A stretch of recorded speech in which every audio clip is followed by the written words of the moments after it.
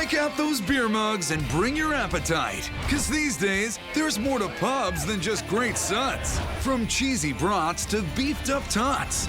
This short hash is the perfect food for when you're drinking it. Everybody just digs in. Spicy wings to chocolate things. I am an ice cream fanatic and obviously also a beer fanatic. But when you put those two things together, I mean, it's the best of both worlds. Step up to the bar where food is the star. Beer and food, it's like peanut butter and jelly, the perfect team. Something's brewing on Food Paradise. Typically known as a beach town, it might surprise you to learn that sunny San Diego is actually also the craft beer capital of America. With more than 140 independent breweries, there's no shortage of sweet suds to choose from.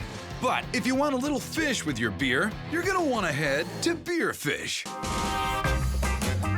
8 years ago, I opened a restaurant that specialized in beer and other foods. And as we thought about it, we wanted to do something unique to San Diego. And what's more unique than beer and seafood? Very communal.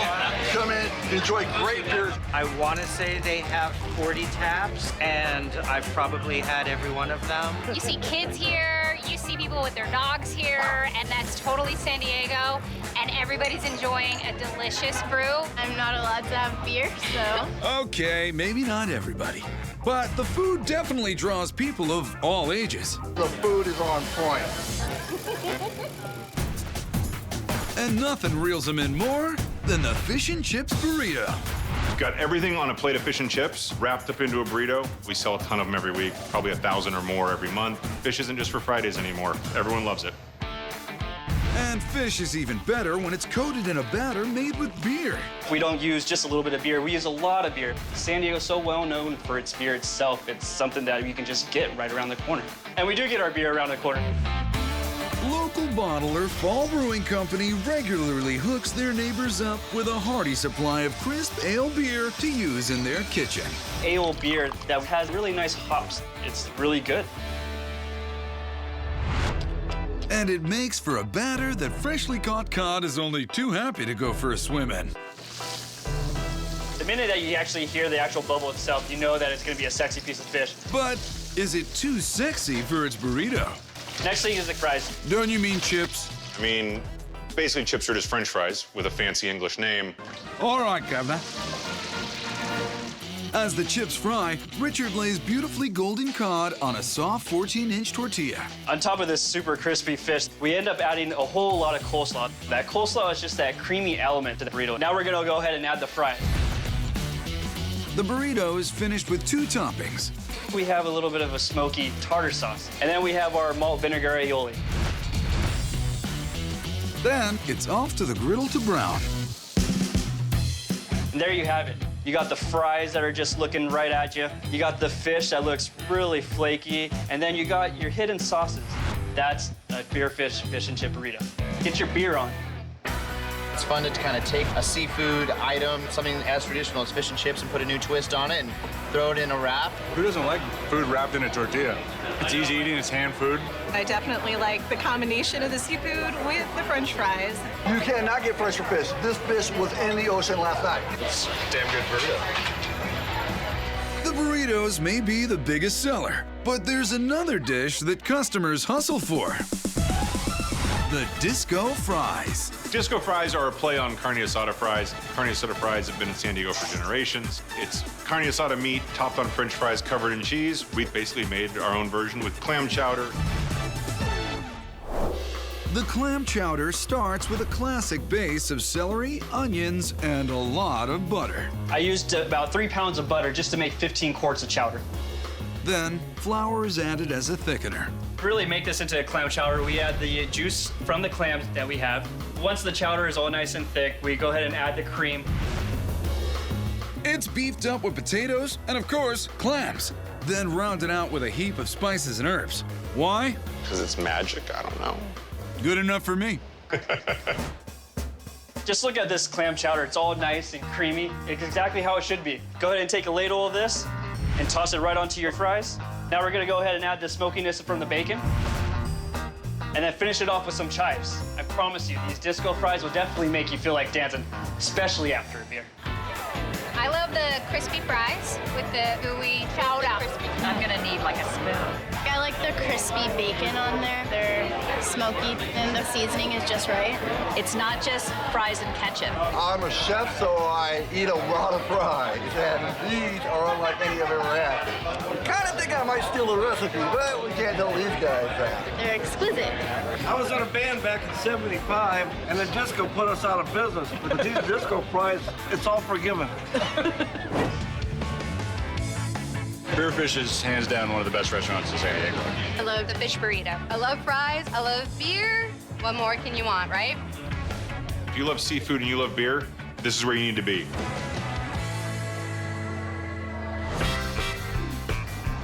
Happiness takes many forms on the island city of Galveston, Texas. You can go for a ride at the historic Pleasure Pier, walk along the beach, or sit down with a pint at a local favorite. Cheers. There you go. The moment you walk into Bruce Brothers, I think you feel just welcomed and like a part of the family almost. I'm a Galveston college student. I love to come here with my friends after class and just relax and just eat, get some beer. You'll see younger people, older people, just coming together. This is a great place.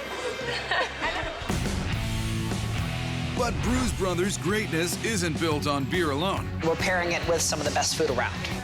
They've got big, beefy burgers and topped-off tacos.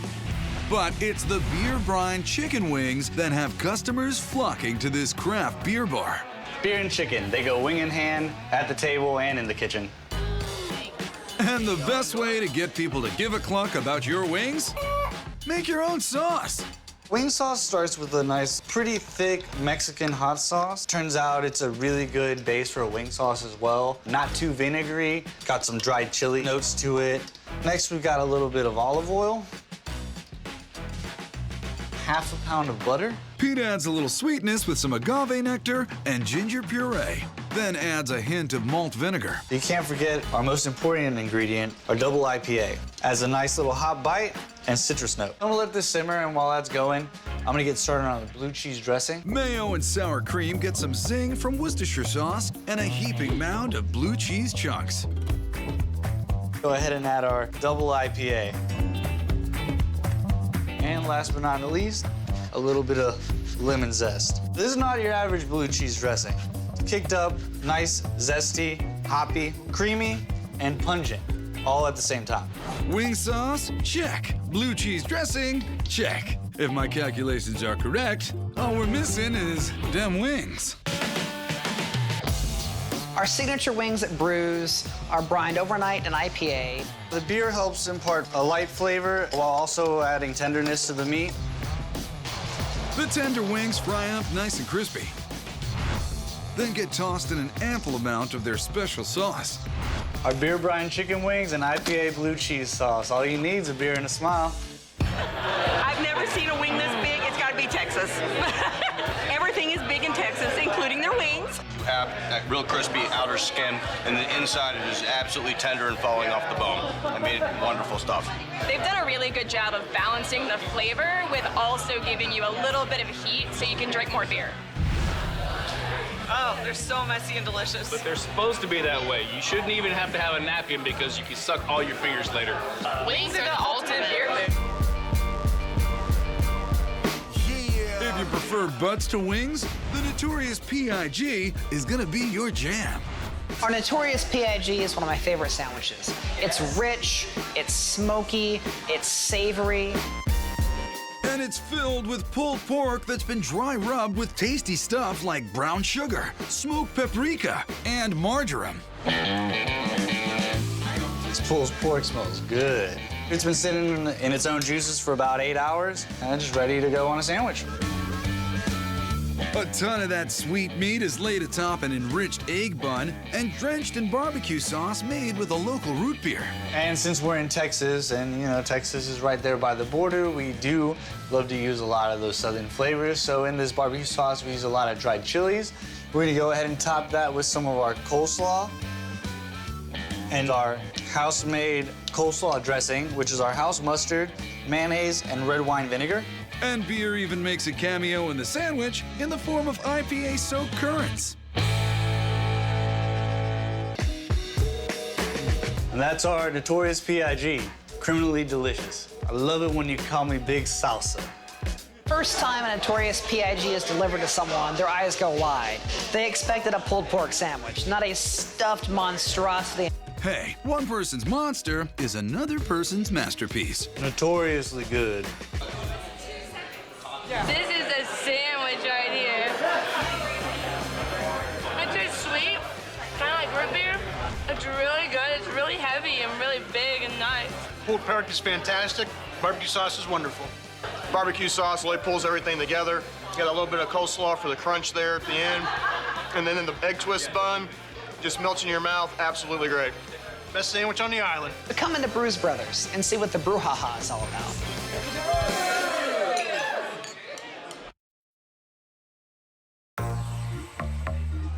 Pike Place Market has its charm, but the next time you find yourself in Seattle, give fish das Boot and settle in for beer and brats at Capitol Hill's Rheinhaus. Rheinhaus. Sorry, let me try that again. Rheinhaus. A lot better. Dunka. First thing when you walk into Rheinhaus is you see just the beautiful antiques. It just feels very European. This giant clock behind me is from a Paris metro stop. There's a large marble fireplace that was made in the 15th century. It was in an old castle that was burned down, and we have 8 amazing chandeliers from Austria. They've also found room for 5 bocce courts. I really like that it has the bocce courts. You can get out there and get physical and then fully justify another beer with all of that exercise. And the natural pairing with German beer, German food. Specifically, the pretzel. We've had many conversations about why pretzels and beer seem to go hand in hand. It's really a delicious, salty, bready bite that goes great with an ice-cold beverage. The pretzels are made fresh daily and rolled by hand. Not a lot of places make their pretzels from scratch. A lot of times the machines do it. We make everything by scratch here. We take a lot of pride in that. So let's roll out some pretzels. First, we get the dough. We give it a little squirt with the water just to kind of moisten it up. And we really want to just get it so the ends are tapered. My table actually isn't even big enough to accommodate these pretzels. We give it a double twist. The twists get dipped in lye, salted, then it's off to the oven. While it bakes, Pete works on one of the 5 dipping sauces it's served with. This is a recipe that we developed when we opened up the restaurant. We just wanted a real cheesy, great dipping sauce. And being that it's served in a German beer hall, the main ingredient is, you guessed it, Beer we're using is a Rheinhaus Lager. It's a really light beer. We're gonna bring this up to a boil, and then we'll start adding the cheese in. With the help of a giant immersion blender, Pete mixes in a heap of Emmental cheese. It's kind of the German Swiss, and we use a little bit of Fontina in there as well. All right, cheese fondue's ready, and we'll start to plate the giant pretzel. We're gonna start off with the Obatsta. It's basically a Bavarian cheese spread. There's also a zesty horseradish cream cheese and a spicy honey mustard sauce. We have our Emmental beer fondue that we just made. And finally, we have our chocolate ganache. Prost. The cliche is that, you know, a beer and a pretzel. But they take pretzels here to a different level where they feel airy and light with the great crust. I think the best thing about the pretzels here is they're made fresh every day. You can really tell because they're always so soft and flavorful. I'm like a big sauce girl, so I love more sauces, and the beer cheese is my favorite. It is tasty, it's cheesy, it's creamy, salty, best sauce you can get. I mean, it's so addictive. We have gone around town trying to find the best pretzel, and this is the spot we always end up at. The pretzel definitely gets people in a twist, but there's an even more iconic German food you can order here. I think at Rheinhaus, they're probably known for all of the sausages that are made here. Chef Pete has come up with an amazing array of homemade sausages. I grew up hunting and fishing. My dad used to teach me how to make summer sausages when I was a kid. And it's just always been kind of like my thing. You can get them on a plate or on a handmade bun. You can even get them on a pretzel bun, like the Kielbasa stuffed Munich.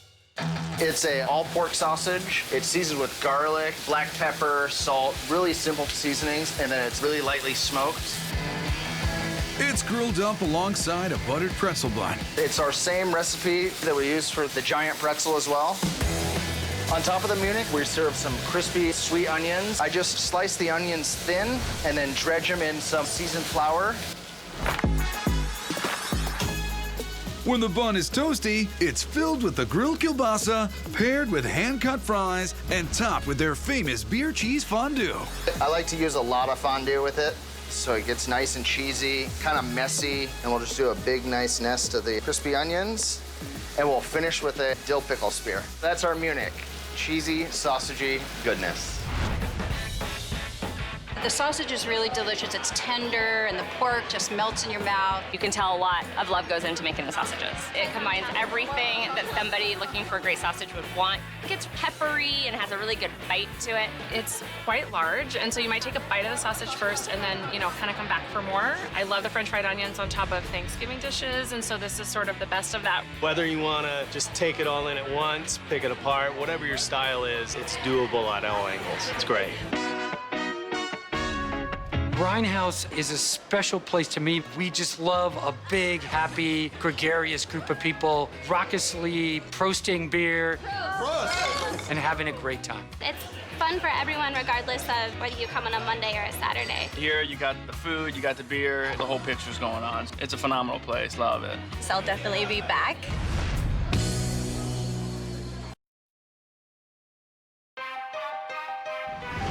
The beer scene in South Florida just got bigger, thanks to the Tank Brewing Company.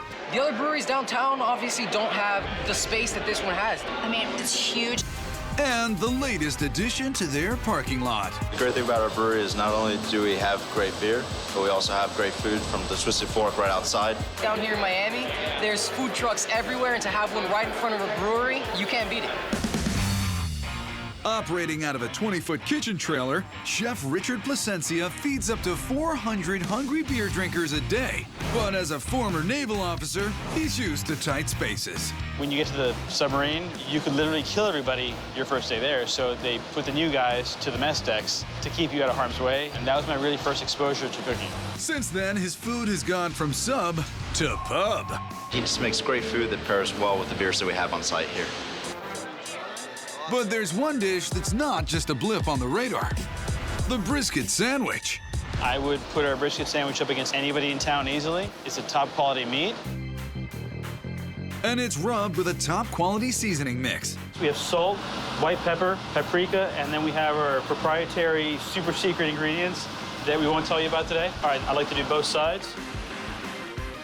Once the brisket is thoroughly coated in the secret spice mix, it's off to the smoker. We're gonna smoke these for 4 to 6 hours. We're gonna use maple, plum, and peachwood. We're gonna get the fruity tones that I want.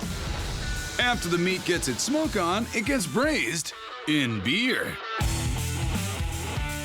Today we're gonna use the Tank's Byronic Brown. I really like the way the flavor plays off the brisket and the salinity and the grease, and it's got a nice nutty kind of caramel flavor to it.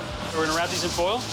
We're gonna stick these in the oven for about an hour. It's gonna be this caramelized, juicy, tender, pull apart with your hands type of beef.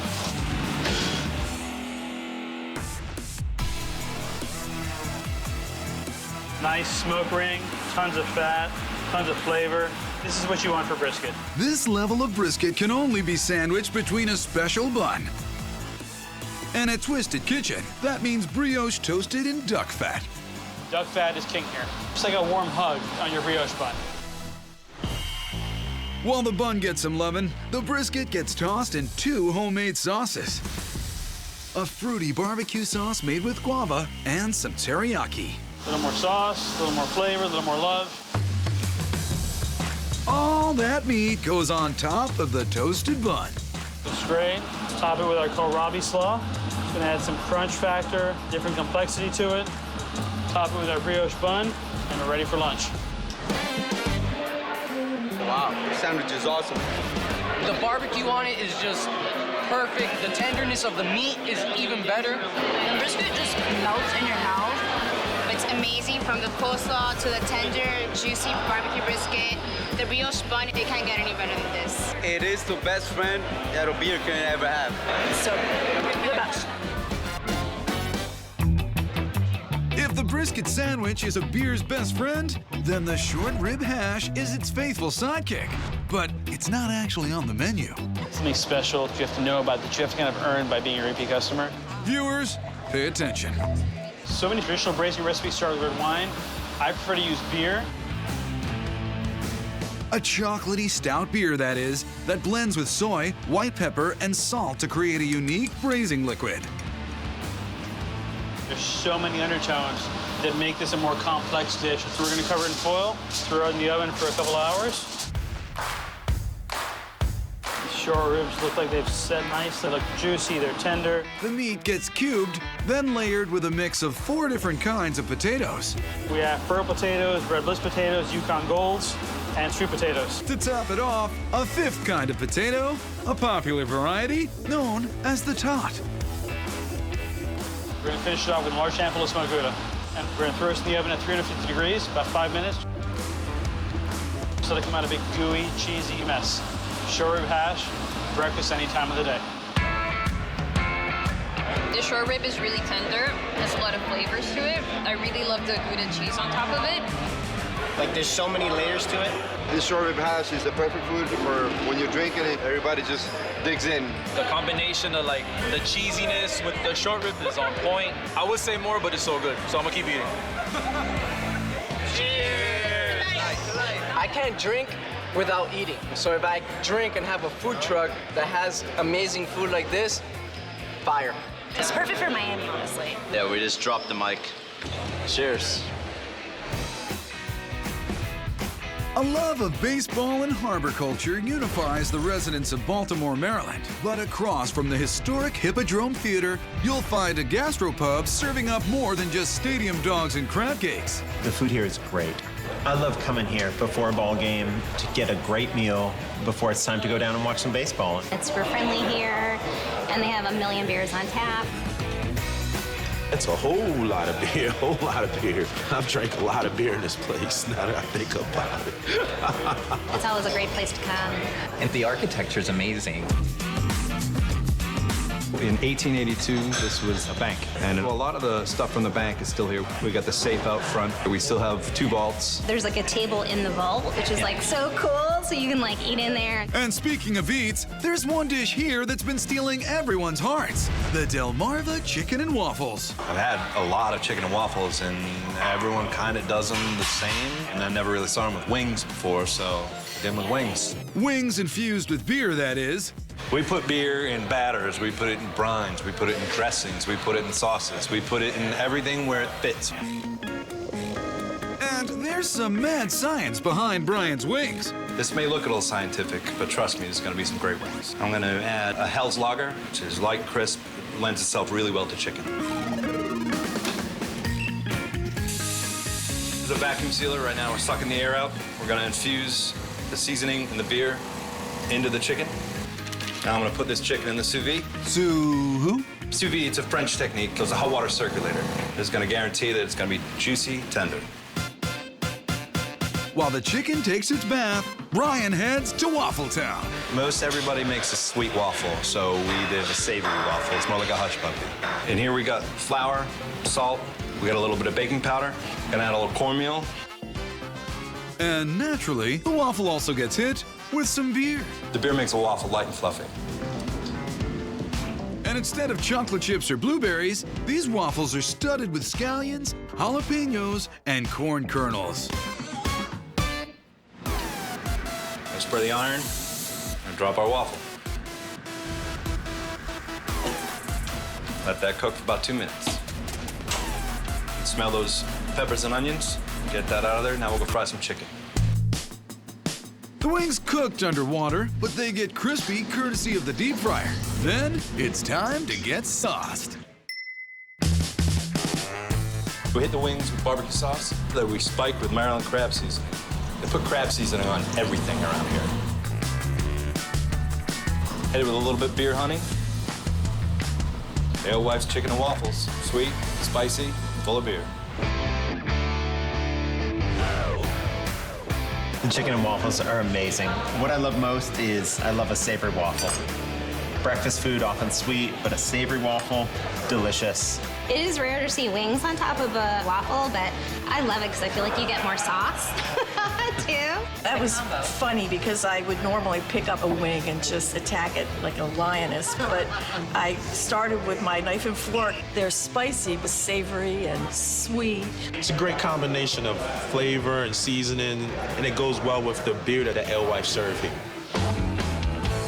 Beer and food, it's like peanut butter and jelly, salad and soup, you know, Papa Smurf and Smurfette, the perfect team. And perfect for your health. 1 or 2 beers a day keeps the doctor away for sure. So far.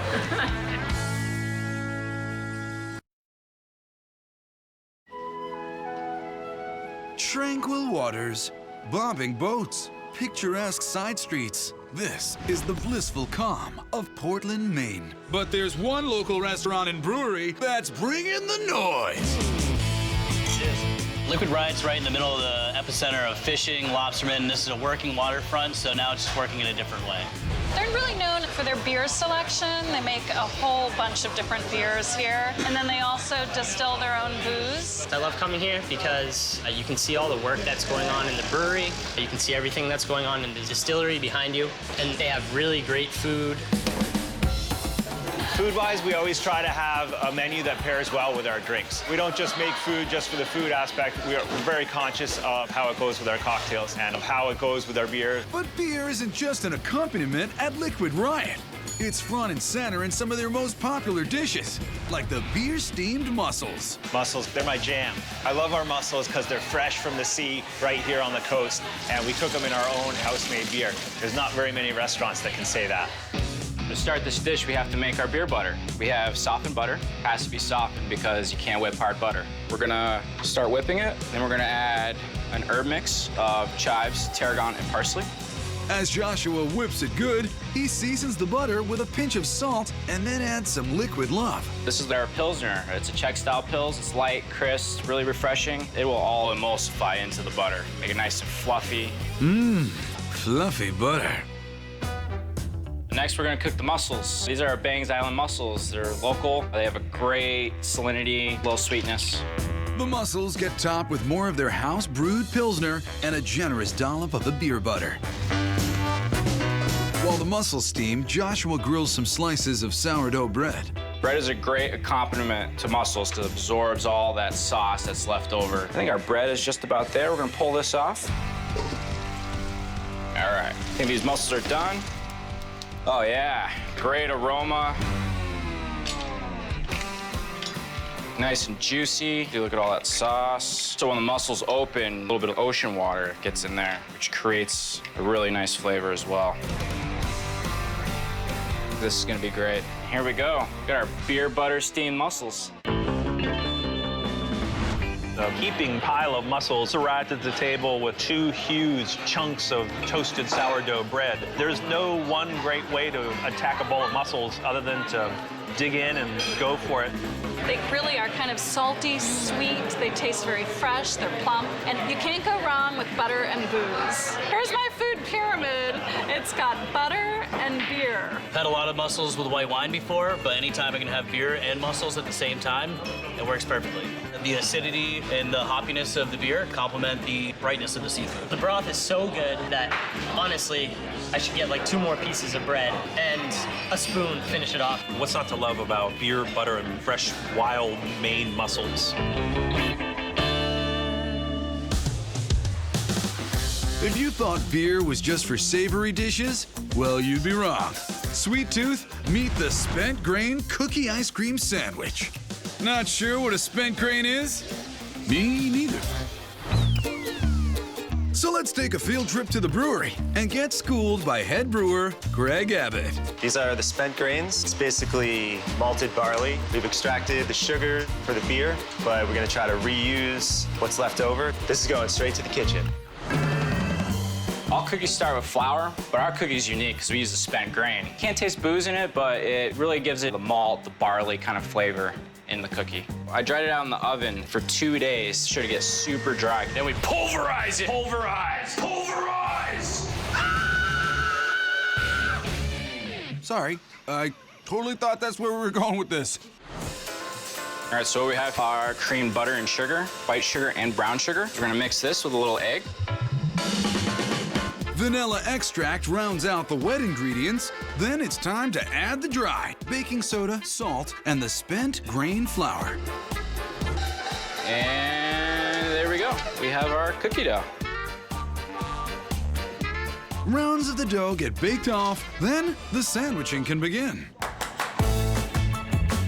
This house-made ice cream with Fernet. Our Fernet has 22 different herbs. It is an Italian aperitif. It's nice mint, aromatics. It's delicious. Okay, any more advice before we get to eating? It's very important to freeze these for a little bit before you eat it, because as you can see, it's starting to drip. So 2 hours, so it's nice and frozen. Oh, yeah, that's not right. Let's just get that into the freezer and we'll come back to it. Here we go. We got our spent grain cookie ice cream sandwich. It's really good. It's pretty minty, honestly. And it's like rich, but not too rich. It's messy. Really messy. Refreshing, not overly sweet. The cookie is a little crumbly, a little malty, just delicious. The ice cream kind of softened it up on the middle and kind of melted over the ends, and that really made a good complement on the rest of the cookie. It's just a very luscious, creamy, rich ice cream with a little touch of mint and botanicals. It's creamy and soft.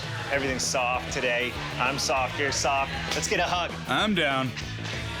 They have booze in a glass, booze in the food, and booze in the desserts. Yeah, that all sounds good.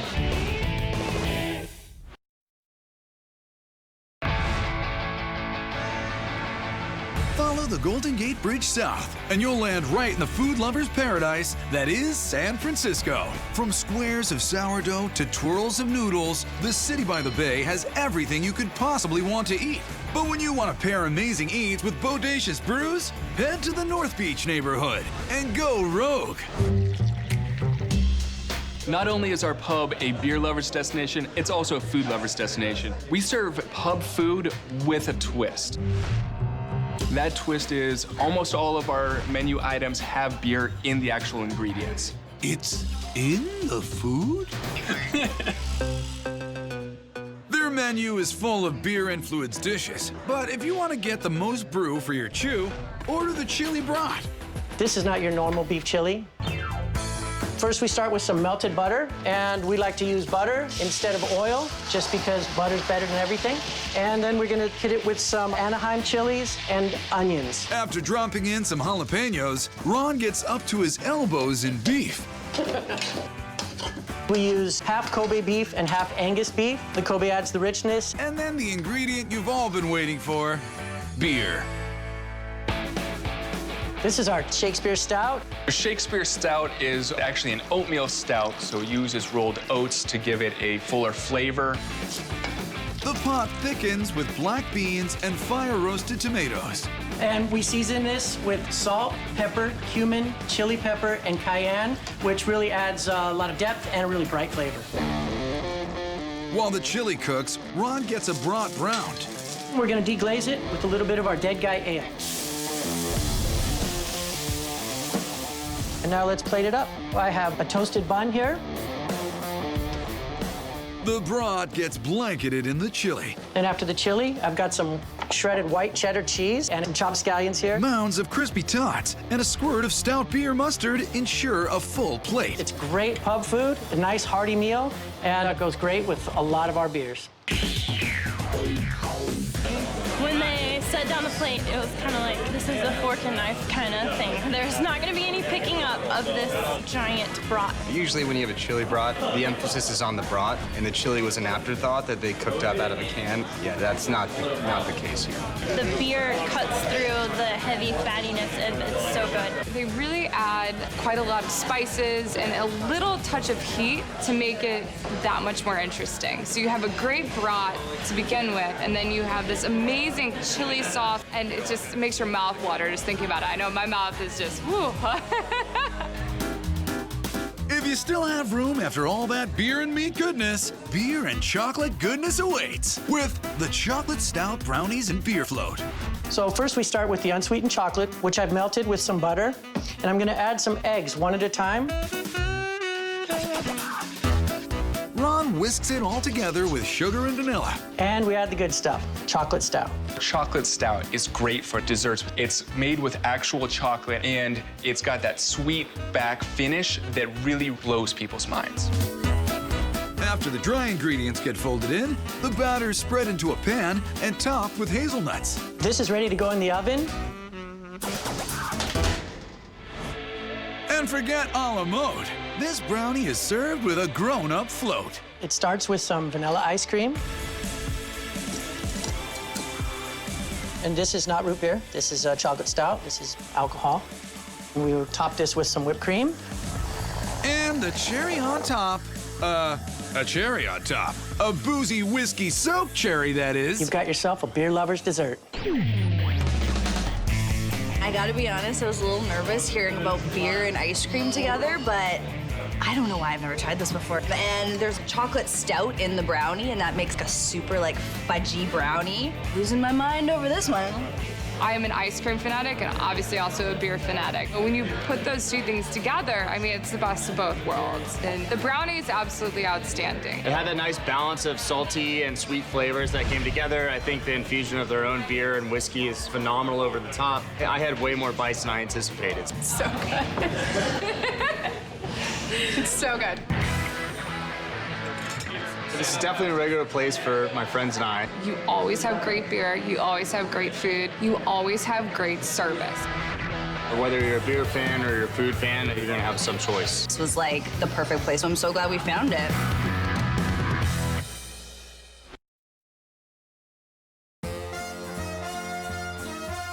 With their antebellum architecture and Spanish moss-covered trees, the streets of Savannah, Georgia look like something out of a movie. But the real show is over at Savannah Tap House. It was a movie theater. Right here where we're standing, we still have the original Avon Theater sign that was hanging out on Brighton Street. These days, instead of concession stand soda, you'll find 40 taps of beer, as well as dozens of bottles of craft brew. We got beer on top of beer on top of beer. We like to try the different beers they have. My husband loves drinking beer, you know. I love the beer. No guest is ever gonna go home thirsty. No one's going home hungry either. The portion sizes here are absolutely amazing. When we set the food down, they always go mouth open, real big, and eyes are wide open. From gigantic sandwiches to beefy burgers and fries, they've got it all. But their best-selling big bite is the sweet tea fried chicken. I mean, you can't get any more southern than that. As the name suggests, sweet tea is a key component in the dish. We start with cut black tea and orange pekoe tea, and we put that right into our container. Then we add a little bit of sugar, and a little bit in the South is equal parts. And then we add just a little bit more sweetness with some honey. But we definitely keep it sweet. Now we just add a little bit of hot water. And what that's gonna do is it's gonna bring all of our tea together so everything just melts in and marinates that chicken. We're gonna let that cool off for about a half hour, and then we're gonna add a bunch of lemons, because sweet tea and lemon, two great tastes go great together. After the chicken gets some quality brine time, it's off to get dredged in seasoned flour. We start off with a little bit of salt, pepper, some paprika, and a couple seasonings I can't tell you about. Everybody has their own little secret, and this is ours. All right, so let's get that chicken fried up. As we're waiting for that chicken to fry up, we're gonna go and we're gonna start plating up our mashed potatoes. We use a Yukon Gold mashed potato. We keep the skin on so it adds a little bit of flavor and as well as some texture. Our potatoes, a little bit of cream, garlic butter, salt and pepper. Simplicity, that's what makes it delicious. Now we're gonna take our 2 chicken breasts, we're gonna set them up on the plate. And instead of gravy, this twisted dish gets sauced with a sweet tea reduction laced with beef and veal stock. We're just gonna finish this up with a little bit of parsley over the top. That's our sweet tea fried chicken. One of the best dishes in Savannah. Wow. Unique. You can taste the tea. You can taste the sweetness. It is fresh. It's crispy on the outside, warm on the inside, very, very tender. Lots of flavor. It is The perfect blend of sweet and savory. The sweet tea really combines with the chicken really well, and then you get the sauce on top, and there's like that perfect bite. I think that the sweet tea reduction on top is nice and creamy. It's delicious and perfect with the mashed potatoes. I'm disappointed in myself that I can't make potatoes like that. Hands down, awesome. Best mashed potatoes I've ever tasted. Nothing better than good beer and great fried chicken. From fried chicken on mash to barbecued short rib hash, we're all filled up. Bottoms up. The biggest pizza on campus. It's literally bigger than my head. Burgers thicker than a physics textbook. It's juicy, drippy, and delicious. And a masterclass in comfort food mashupology. Whoever created this is a food genius. Your taste buds are about to graduate to the next level of numminess. And isn't that what college is all about? Life of a college student, you eat and you study. That's it. That's what I'm talking about. Skip lunch at the cafeteria and join us on a full ride flavor scholarship.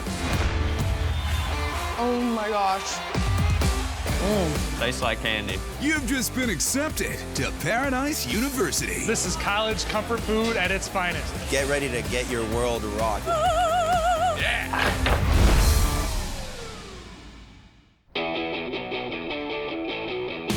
Setting our global hot dog tracking system for New Brunswick, New Jersey, where hungry Rutgers students double major in flavor diversity and international dog diplomacy at Destination Dogs.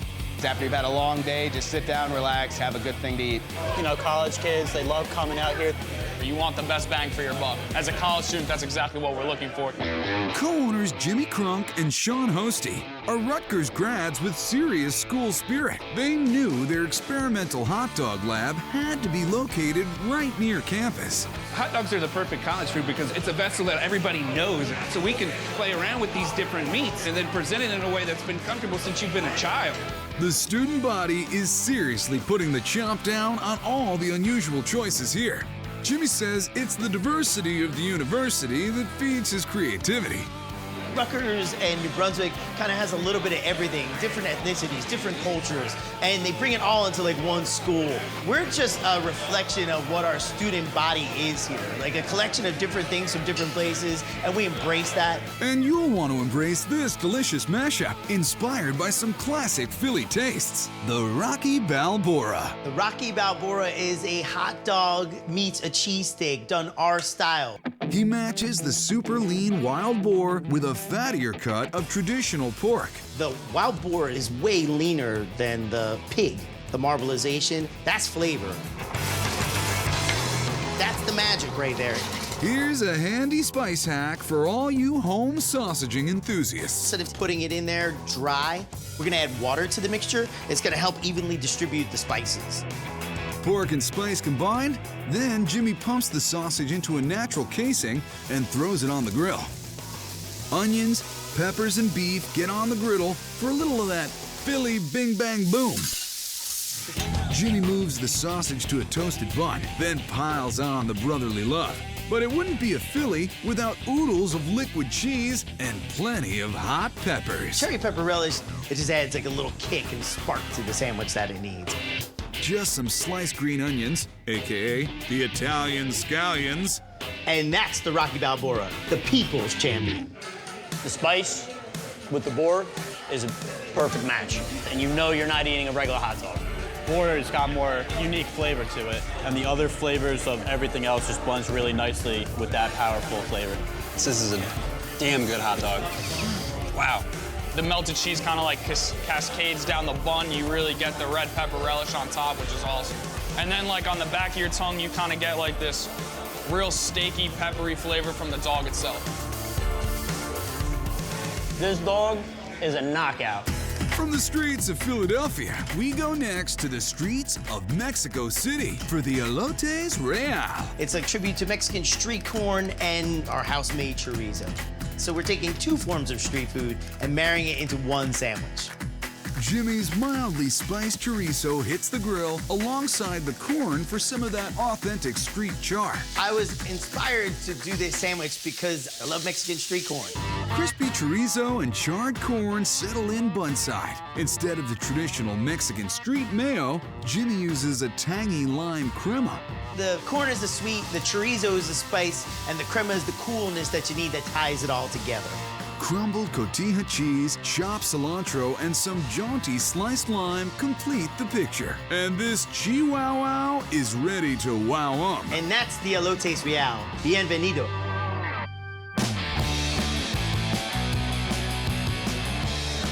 Oh my God. Oh man, that is super good. The chorizo is meaty, oily, everything I would want a hot dog to be. I don't even know what kind of cheese it is, but it is super good cheese.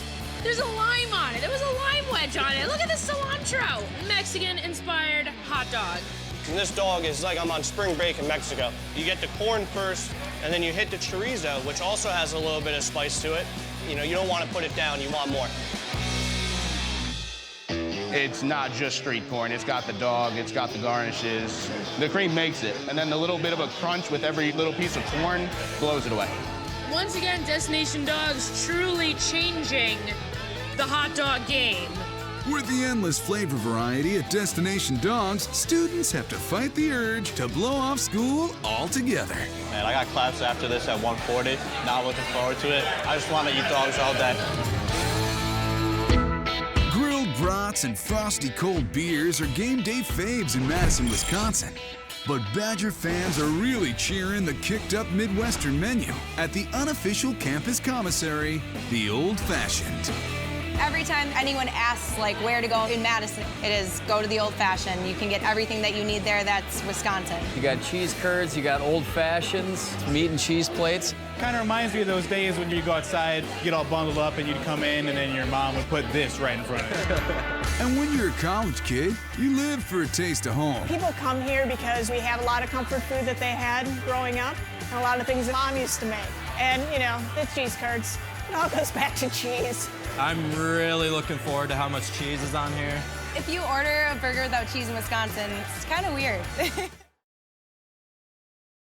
Well, we definitely want to sit at the cool kids table. So let's order the Old Fashioned's cheesy number 29.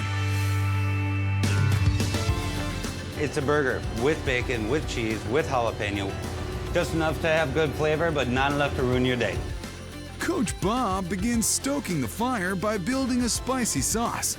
Cool mayo is the base, then the temperature gets cranked. We're gonna add chipotle and adobo. They are dried smoked jalapenos, then put in adobo sauce. We're gonna add smoked Spanish paprika. It's gonna give it a good background flavor. That's followed by a shot of red wine vinegar and a salt and pepper chaser. It's gonna be creamy, it's gonna be spicy, all the things you want in the bottom of a burger. Sauce requirement complete, Bob moves on to the meat. We hand patty it every morning with our own little blend of spices. You don't need a college degree to know how to season these. He did make an educated decision to forego the flat top and flame his burgers on a wood-burning grill. Love the sizzle. They're fun to cook on, taste good, smell good, makes all the food come out fantastic. Once that charred burger hits medium, it joins its study buddies, grilled onions, bacon, and a thick slice of pepper jack cheese. That'll add a nice spicy echo to our paprika sauce. Good generous amount. On top of the paprika dip, we put the fresh sliced jalapenos. Everyone's favorite for spicy burgers. Now's about when you'd expect some boring old French fries to join in. But check out this trick play. We're gonna serve this spicy burger with a side of deep fried Wisconsin cheese curds. And here at the Old Fashioned, they make curds the old-fashioned way, figuratively and literally. We use fresh curds, only fresh. Beer in the batter, dip them in a little bit of seasoned flour. Now it's time for these guys to get a hot little oil bath. Orange nuggets of Wisconsin gold, absolutely. Get your bachelors and burgers here at the Old Fashioned. I really love the smoky paprika sauce. Just like soaks into the beef and you just get this smoky taste like all throughout. It's juicy, drippy, and delicious. The bacon is really flavorful, and the burger, you can tell it's wood-fired. And then the spice, it's not too spicy, it has a good amount of spice. You can taste the smoky flavor in the meat, which is my favorite. These burgers are delicious. You really can't beat them. This is an amazing burger. I really could eat like 30 of these. Speaking of 30, that's the number you call for when you want the house burger. The house burger has a feel to it of back in the day when somebody would put an egg and meat and everything into a sandwich for a whole complete meal. What sets Bob's Burgers apart is his creative sauce game. This time, it's the vampire's archenemy, garlic. We're gonna add a good amount of roast garlic that really makes sauce sing. Garlic and mayo are joined by breadcrumbs for binding and a little texture, plus fresh lemon for balance. Roasted garlic, very sweet, needs a little bit of lemon juice to kick it off. Once again, Bob preps a buttered bun and some bacon. Everything's better with butter, and everything's super better with a little bacon. This is the butter of the pig. You'll recognize the formation. Sauce, burger, grilled onions, bacon, then Bob calls a few audibles. Tangy local cheddar, gooey fried egg, and a side of crispy fried onions. It's up, and it's good. The old-fashioned burger is the top of its class. It's very smoky. It's got the grilled flavor, and there's some garlic in this burger. I love garlic. I love anything with garlic. That yolk, it's amazing. And you get a little bit of that smoke from the bacon and the burger with the cheddar cheese and the egg. It's something special. It really is an excellent burger. It's got a lot of bacon and different kinds of cheese and onion on it and stuff like that. It's not just about the egg. A burger like this just screams Wisconsin. And in Madison, fans at the Old Fashioned know just how to root out the perfect bite for game day or any day. A rah-rah Wisconsin. Go Badgers. Pizza is the primary source of sustenance for college students across the nation. But in Orlando, Florida, one pizzeria brings new meaning to the phrase, biggest seller, Lazy Moon. Lazy Moon is the place you go. The pizza slices are huge. Look, it's literally bigger than my head. As big as our campus. Empirical evidence that size does matter to college students. But for co-owner Jose Cifuentes, it's also about the quality. Most of these college students, they're out getting their frozen pizza. So when they come here, they get fresh dough made in-house. They get fresh sauce made in-house. Everything is made in-house just for them. Catering to the college crowd has kept Lazy Moon one of Orlando's most popular hangouts for 20 years. In a week, we get about 6,500 to 7,000 students. So that's a lot of pie. A lot of pies with experimental flavors that warrant a full-on dissertation. Like this primer in pork, the El Fidel. You got mojo pork, you got pickles, you got ham, you got mozzarella cheese. It's a Cuban sandwich on a slice. Get ready to get your world rocked. First, Jose gets his mojo working. A puree of garlic, spices, fresh onions, and 4 different fruit juices.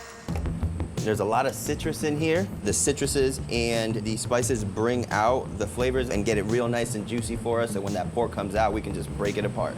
We probably put more time and effort into this than I ever did into any of my papers in college. Oh man, that smells good. The aromatic pork will marinate overnight and then roast in the pizza oven. Speaking of pizza, Jose's pies begin with a dough that's part science experiment. Our crust, it's a thin crust, but really what makes the difference is that sourdough bread. So you got that real thin, crispy crust. This could work here as a pizza crust or a bed sheet. True to the rules of a Cuban sandwich, mayo and mustard make up the base sauce. Jose par-bakes the crust, then cuts it into slices, all in the name of freshness. We don't like to have a slice sitting there over a lamb. Every slice is made just for you. You come in, you order your slice, and that right there is when we make it. So let's make it. How's that pork looking? That's a good looking butt. Comes right off the bone. Perfection. That is exactly how we want it. Little crispy on the outside and real tender on the inside. Then it's that familiar Cuban sandwich stack-up. Fresh sliced ham, pickles, that succulent roast pork, and loads of cheese. A few minutes to bake, and viva la pizzalution. Here you are, Cuban on a pizza. Woo! Oh my God. The cheese is just like so creamy, crunchy pickle, really tender pork. It's really, really yummy. You can tell they did the pork the slow way because it's really, really tender. It's falling apart in your mouth. I love pickles in all forms, especially on a pizza slice. If putting pickles on a pizza is wrong, I don't want to be right. The crust is the perfect amount of crunchiness. Lazy Moon has perfected the melty cheese, and it is the tastiest pizza you'll ever put in your mouth.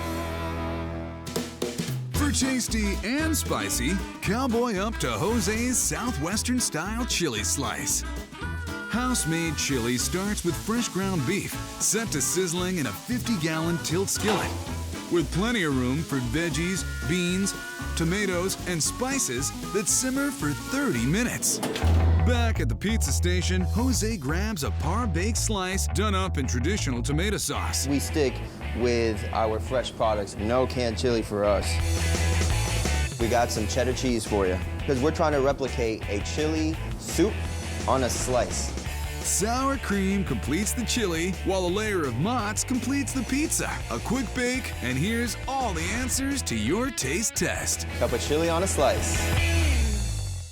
Make sure you get a full hand around the crust, all right. and then get your forearm underneath. There we go. All right, get the full palm on Takes it. the whole arm. Yeah, there we go. All right, I'm going in. Oh, that's so good. I love chili. I don't think I will ever be able to make chili as good as this chili on this pizza. With the beans and the chili and the stacks of cheese on it, it was layers of flavor. Really good. The cheddar and the mozzarella, they blend in this like amazing way. This slice is like the best chili you've ever had on the best slice of pizza you've ever had. It is so good. If you're looking for the BSOC, the big slice on campus, look up Lazy Moon. It's a Lazy Moon! Serious slices. There's nothing more ravenous than a Wolverine on the prowl. And in Ann Arbor, Michigan, if you're hungry for a win, or just plain hungry, you're hanging out at Wolverine State Brewing Company. I love this place. Good vibes, a lot of good people, good beer. The beer is just clean and fresh. They make it here, you know, you can't go wrong, really. Wolverine State Brewing! Michigan is the Wolverine State, and we're the only lager brewery in the state of Michigan. We make lager beer instead of ale beer because lagers are more subtle, and so they pair up with food really well. Owner Matt Roy chucked his lawyer briefcase and became a master brewer instead, but he's never lost his school spirit. I'm a U of M grad, and we obviously want to provide a place for students to come watch the game and really enjoy the real powerhouse that U of M is. Go Blues! Barbecue and college sports go together, and they always have. Even if you've been to every practice, you might need the whole season to finish this. It's the Stadium Pitmaster. Our Stadium Pitmaster basically started with how much stuff could we throw on a sandwich and still fit it in our mouths without embarrassing ourselves in public. It's the big house of meat, starting with pork butt. We use this part of the pig because it's the most tender. The rub soaks right into it. The tender pork is joined by its tougher teammate, beef brisket, which gets a spicier rub down. We don't want everything to be sweet.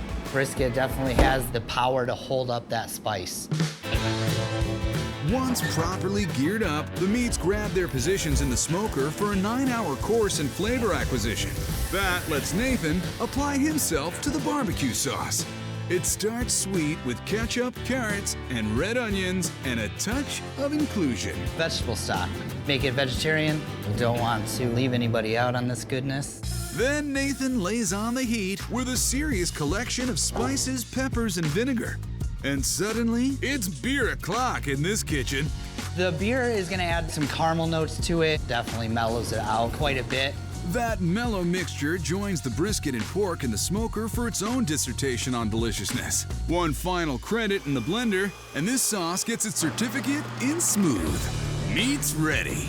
That's what I'm going for. It's a moist pulled pork, falls right apart. How's the brisket? It's perfect. Nice smoke ring on it. Pork and brisket hit the flat top for a quick sear, along with the house-made mac and cheese that gets paired with some extra decadent pimento cheese. We have our house amber barbecue sauce. When we came up with this sandwich, We were just going for silly and messy. Ended up turning out being very good. The gooey goodness carries over to the bun, where it's joined by creamy coleslaw and scorching hot jalapenos. The Stadium Pitmaster, a feast fit for a Wolverine. Oh, golly. Oh! A lot of meat in there. It's got this like creamy from like the cheese and the pimento, and it all just like kind of mixes together and just like melts. The brisket is so smoky, you can tell it's probably been cooked for a long time. It's messily magnificent deliciousness. The jalapenos, they're at like the perfect heat. And then when I drink it with my beer, it's like a little bit of cool. You've got this brisket with a rub on it that gives it kind of a spice flavor to it, but then the pulled pork adds a little sweetness. The coleslaw is tangy. I mean, this is a messy, delicious trifecta of flavor. It's like your best pajama pants. You just want to just nestle in and snuggle up. If you're looking for a savory snuggle buddy, get cozy with Wolverine's Mac and Cheese Donuts. The match made in heaven. Nathan reveals the secret to this tasty trick play. He takes that house-made mac and cheese, adds eggs and flour to bulk it up, and stuffs it into a donut pan. I let these ride in here for about 450 degrees for 5 minutes. Look at that, perfect mac and cheese donut deliciousness. Nathan grabs a trio of those golden rings and piles on a hefty helping of brisket burnt ends. Add plenty of sauce, and you've got a very serious meal plan. Mac and cheese donuts, every college kid's dream. The mac and cheese donut is literally just like crunchy on the outside and smooth and creamy on the inside. It just goes down really nicely. That was a wimpy bite. Yeah, but it was an excellent bite. Totally satisfying. It's cheesy, it's meaty, it's sweet. Whoever created this is a food genius. That's amazing. The brisket is so tender, and the sauce is flavorful, and then you got that mac and cheese is so creamy. A little bit of crisp from the donut. Wow, this is college comfort food at its finest. And all you Wolverine moms at home, don't worry. The kids may be away, but they're eating plenty good. Go Blue.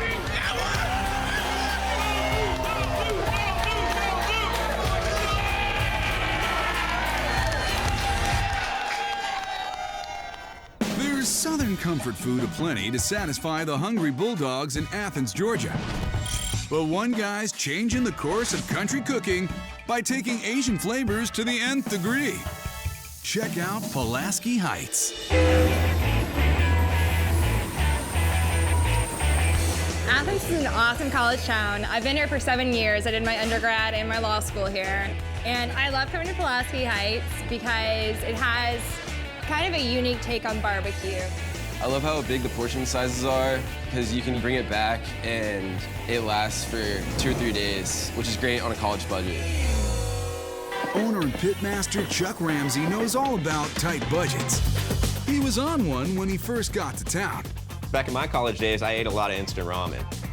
And then I got older, I always had some on hand for late nights, and I would occasionally throw some leftover pulled pork into it. Then I decided I needed to up my game, take it to the next level.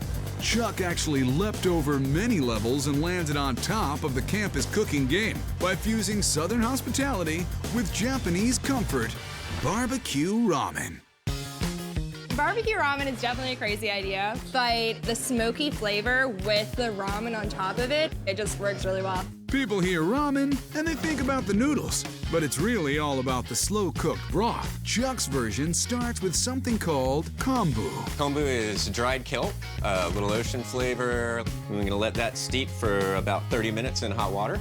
Next, it's mushrooms of the shiitake variety. The shiitakes add another burst of umami, just like the kombu did. Same with the soy sauce. Soy sauce gives it the salinity. Sugar balances that out a little bit. Black pepper gives it a little bit of kick. And garlic powder for the barbecue flair. Those recently introduced broth mates study together for 2 hours. Then the mushrooms and kelp are strained out, and the clear broth is combined with Chuck's more traditional American stock. So we make our barbecue broth, pork shoulder bones simmered with aromatic vegetables. You can use that for anything. You can make an Italian dish with it, you can make a Southern dish with it, you can make a French dish with it. The soy base we put in is what gives it that ramen soul. Southern soul comes from pork shoulder and pork belly, coated with Chuck's secret dry rub and his secret weapon, mustard. The mustard adds a little bit of flavor, but it's mostly just there to help hold the rub onto the meat. Could have used ketchup, but I'd probably get a D. After plenty of low and slow in the smoker, that bodacious barbecue is pulled and sliced. Then the noodles get into some hot water. So now we're gonna cook our noodles about a minute and a half in the boiling water. They're fresh ramen noodles from a local Asian market. It's not the ramen they eat in their dorm rooms. It's something they can get that's a little bit nicer. Piping hot noodles hook up with that long simmering broth.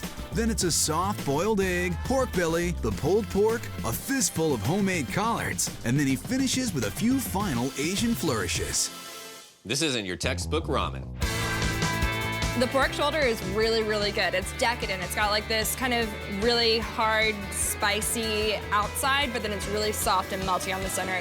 I never would have thought that the two flavors would merge as well as they do, but it's like Southern cooking meets Asian flair. It's really, really good. I'm going for bacon first. Oh yeah, tastes like candy. It's really tender pulled pork. Even though it's in the broth, it really maintains its own smoky flavor. It's just delicious. The smokiness of the meat is just so perfect. I'm not very good at eating with the chopsticks, so I have to use a spoon. But one day I'll get there with the chopsticks. It's always good to start off by breaking the egg up so you get the yolk running around. Then you can kind of mix it up a little bit. Make sure you get a little bit of everything in each bite. Super savory, it's really delicious. And it's the reason some folks in this college town have replaced school spirit with restaurant spirit.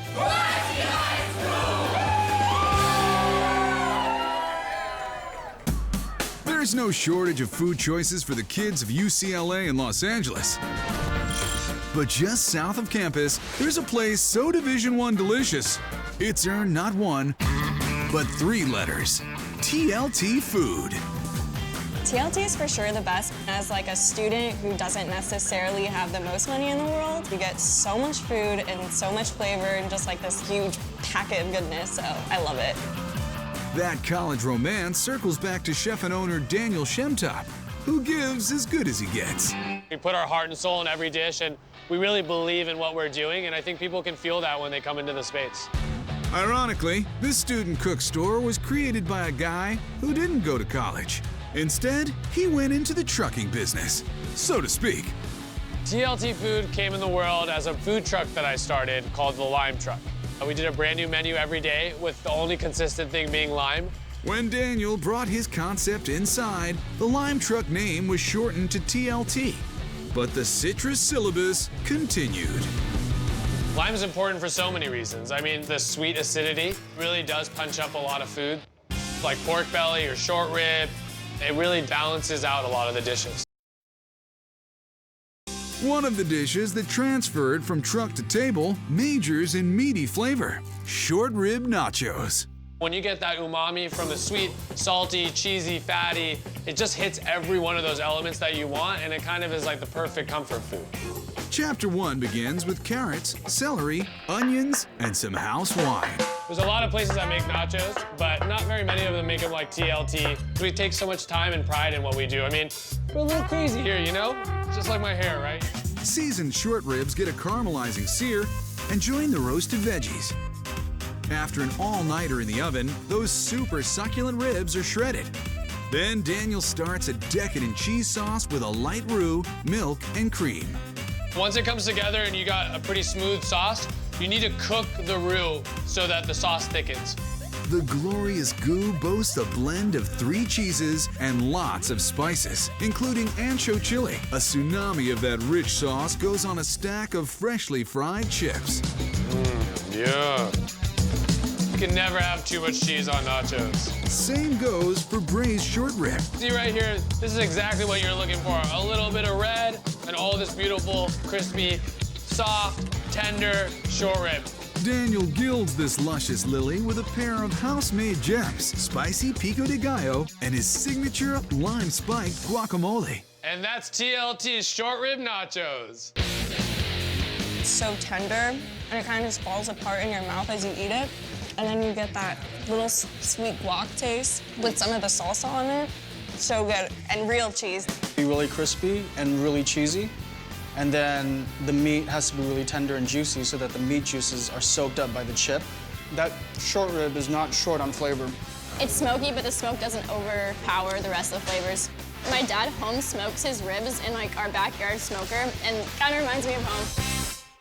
Your hometown probably never had a big man on campus like this. TLT's Spicy Sambal Wings. When a guest comes in and orders the wings, I really want them to burn their lips a little bit. Like, you know, there needs to be some heat on wings, and I think the sambal wings bring it. It's really Daniel who brings the heat. First, with his fiery dry rub featuring 7 top secret herbs and spices. I like to do a heavy seasoning. That's kind of the TLT way, so that each piece is covered. Those wings go off to bake and then get transferred to the fryer to gain some extra credit crunch. That sounds the beauty sound. That means the skin's getting crispy. Looks perfect. We're gonna go ahead and toss them in some sauce. Then Daniel brings his second heating element, sambal. Let's attend a required lecture. Sambal sauce is really just a Southeast Asian spicy hot sauce. I love it. I really can't do without it. My ex-girlfriend said that if I was a Ken doll, it would be my accessory. Okay, class dismissed. This is that secret sauce you can only get here at TLT. In true UCLA fashion, he's brewing that sauce up in private.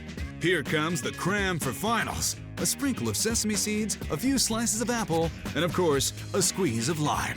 That lime, it kind of brightens the whole dish up and just kind of makes it more zesty where you want to go back in for more. And these are our spicy sambal wings. Oh my gosh, this is amazing. Just really tender and really moist. The lime definitely adds to the flavor of it and makes it less spicy and just way more fresh. There's a good kick to it.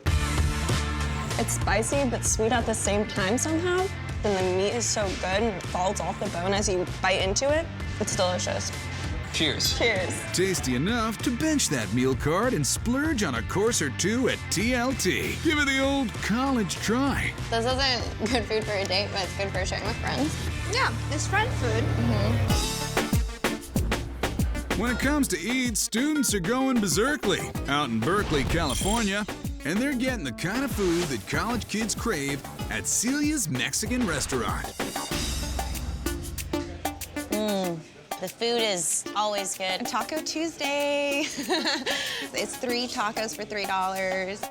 Sal Lopez Sr. and Jr. provide double majors in the flavors of Western Mexico and Northern Cali.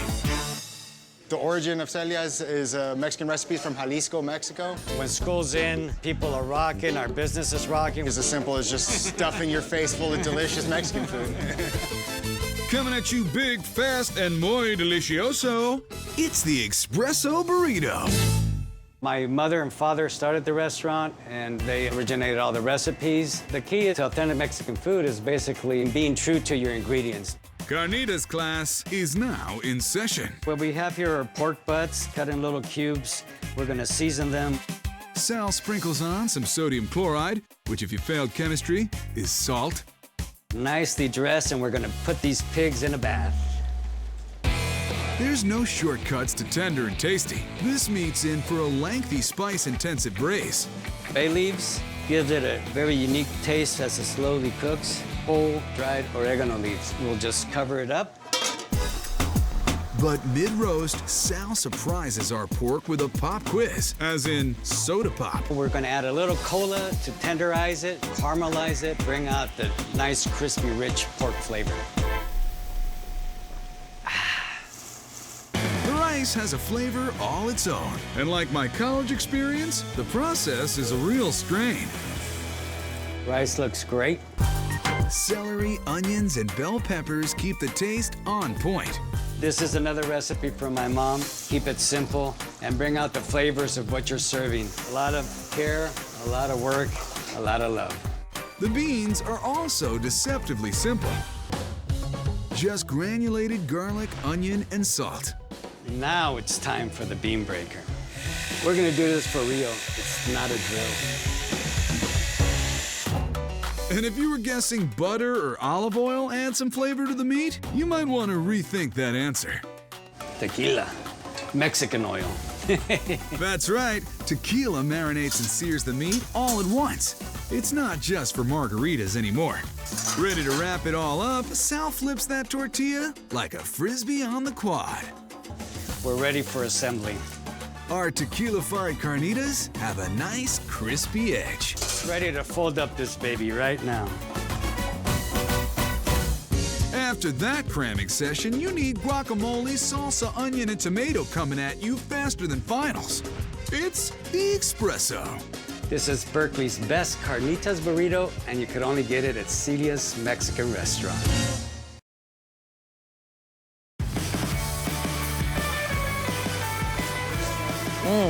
Good.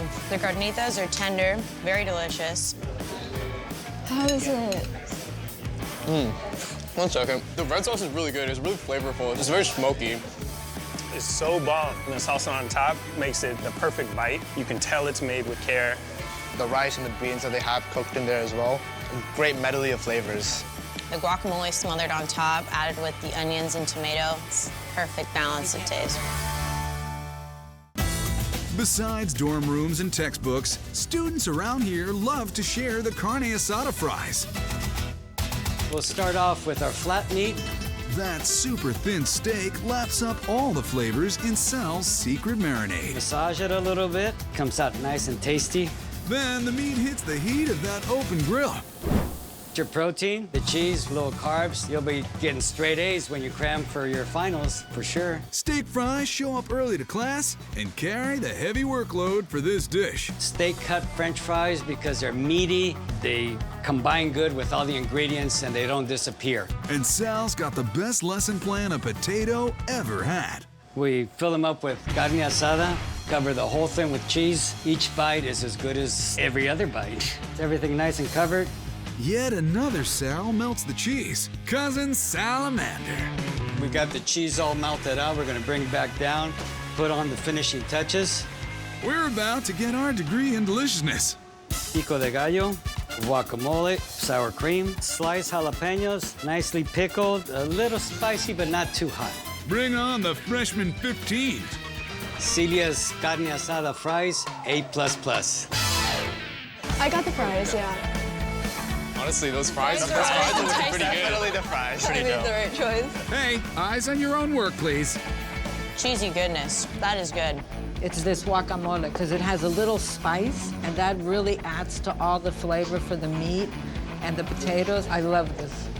It's delicious. Contrast of the hot and cold with the guacamole. Jalapenos are great. Add nice heat, great flavor. I think that means she likes it. Bring a couple of bucks and they'll fill you up at the foreign exchange of flavors that is Celia's Mexican restaurant. Right at the edge of the Rockies, co-eds in Boulder, Colorado need seriously stuffed sandwiches to get them through the semester. Go, Buzz! I come here for the size of the sandwiches. Forget the freshman 15. Boulderites know the only thing you want to be packing is the 14. Coming to you semi-quickly at half-fast subs. 14er beats that crap out of a foot-long sandwich any day long. Our goal is to really quench the unquenchable hunger of a college kid. It is the best place to come off campus to get lunch because it's so close and it has a ton of options. Half-Fast Sub's got the biggest sandwich menu in the United States. We got over 120 sandwiches. Including a turkey and stuffing sub that's like Thanksgiving break for your mouth. The Gobbler. The Gobbler is a Thanksgiving sandwich for 12 months a year. Just like your mother, Bruce starts his stuffing by mixing breadcrumbs with water and butter. We make the stuffing to stuff their face. This is a secret spice, basically a salt, pepper, and a garlic thing to give it a little bit of an edge. Stuffing stirred. Now, let's lay out the table. My grandmom couldn't have made it much better. I can't say she wouldn't make it worse, but she wouldn't make it any better. A whole half-pound of turkey is topped with garlic mashed potatoes. The roasted garlic on the mashed potatoes adds actually a sweetness. Mashed potatoes, stuffing, those are worthy carbs. My motto's always been, calories don't count if you're just eating sides. So don't skimp on that stuffing. Bruce whips up a gravy. We're gonna whip, and then nay. Then does the drizzle. This is truly my favorite part. While this buff sub gets baked, Bruce slices a 14-inch French bread roll. The most important part of any sandwich is the bread. We have our bread baked every day. Bet on that. What's the spread on your bread game? These are whole cranberries and jelly. Only the best for our big and beautiful bird. This is love, shoving a sandwich like this into the bread.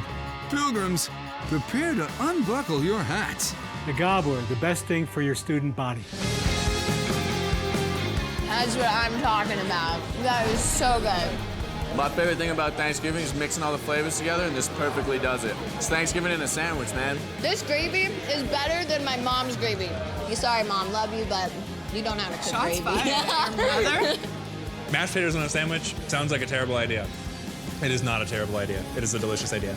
You can never get sick of Thanksgiving food. It is a food that everyone will love forever. Take a field trip to Half-Fast Subs, but be sure to use the buddy system. Best friend sandwiches right here.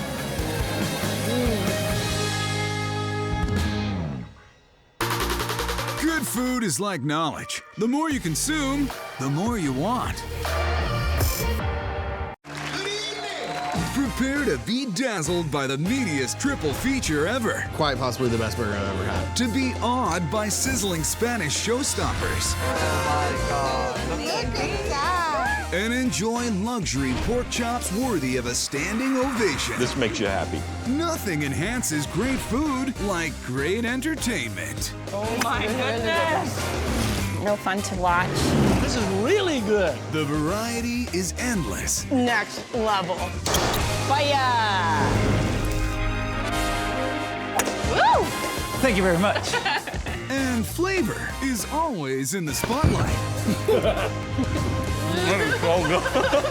Fun is just 3 steps away. Eat, drink, play. The protein trio of burgers, bacon, and brisket is always headlining in Dallas, Texas. And with their farm-to-table fixings and Wagyu beef, Sundown at Granada keeps the Dallas live music scene fed right. Three Meats gives me the most energy to go see Penny and Sparrow right after this. Yeah. And it's a perfect atmosphere to like hang out and have fun and see a show that you love. Granada's owners opened Sundown to showcase local talent, and so folks could fuel up before and after the big gigs next door. It's the perfect place for music stars, fans, and up-and-comers to eat, drink, and jam. Having a restaurant right next to our live music venue is best of both worlds. Come in early and have your favorite band shoot the breeze with you and play acoustic music. It's about as cool as it gets. And a tip of the toque to his Canadian roots, Michael named their beefiest BFF the Manitoba Burger. You always have 3 meats on the table in Canada, and this is a 3-meat burger. Take it away, Chef Jason. A burger, it's like somebody just playing a guitar. It tastes good by itself. But then you start adding like bacon and cheddar and brisket on top of it, and it's adding more layers of flavor. You're adding like a bass guitar or a drum set. It tastes better and better. Let's get the band together and jam. Our brisket is a Texas Wagyu brisket called Akaushi. It is all-natural grass-fed beef here. Jason gets his spices all tuned up for a Texas dry rub featuring some of the local talent. It's called Fort Worth chili powder just because it's got a little bit of more oomph to it. Then it's rub-a-dub-dub and brisket in the tub. We're gonna give it a nice bath. We're gonna add a little bit of the braised liquid from our previous brisket. That way we just keep the flavors rolling on and on. It just keeps building flavors. We also use the well-known Texas beer. It puts its flavor of that Bach beer into the brisket. It's got a lot of bold flavor into it. Some garlic cloves. Lastly, we're gonna add some thyme from our garden. Some nice earthy flavor to that. The brisket braises for 12 hours. Getting this brisket all chopped up to go on top of our Manitoba burger. And celebrates by throwing a big patty. It's the same brisket that we used to make the braised brisket. I don't think a lot of people are using this high quality of beef, especially to make just a burger out of, but I think you can really taste it in the end. Onto the flat top goes the burger, a brioche bun, and thick-cut applewood smoked bacon. Gives it a really nice sweet smoked flavor to the bacon. Pulled brisket that we cooked for 12 hours. Just get that nice and hot with it. A fluffy bun sets the stage for the big patty, smoky bacon, and sharp Vermont cheddar. And we're gonna get that cheese nice and melty. That melty cheese helps hold a pile of pulled brisket. Jason finishes with house-made barbecue sauce, and straight out of Moose Jaw, it's the Manitoba Burger. Look at all that meat. Meat on top of meat on top of meat. Heaven. Yeah. Juicy. Really juicy. Really good. The beef is so moist that it would be really good by itself, but the applewood smoked bacon and the brisket just take it over the top. Quite possibly the best burger I've ever had. Actually, like, melts in your mouth. And the bun, it's like a cloud with a little bit of butter in it. The combination that they put together is phenomenal. 3 meats all the time now. Stampede of meat. Best burger I've ever had in my life. And singing backup vocals, the Tex-Mex meatballs. And it has its origins in Italian meatball, but with 2 different meats in there, no bread filler. It's definitely taking it home to Texas. Ground Berkshire pork gets the Texas spice treatment and a few surprises. Coffee ancho season, dark roast coffee with some dried roasted ancho peppers in there.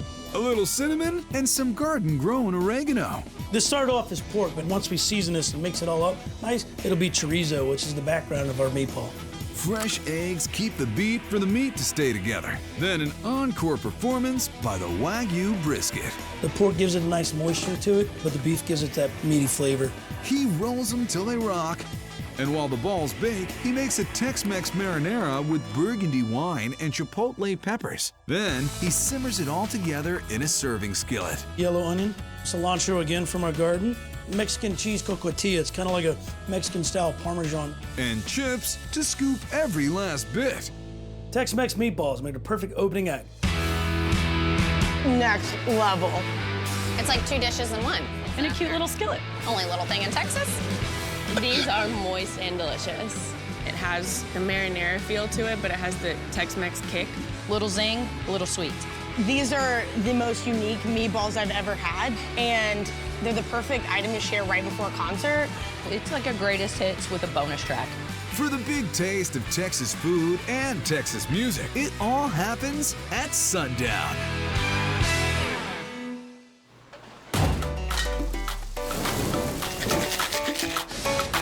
Fun seekers in Long Beach, California know this. The tantalizing flavors of Spain are anything but plain. And they pasa doble their way to Cafe Sevilla. It's the type of environment that makes you just want to dance.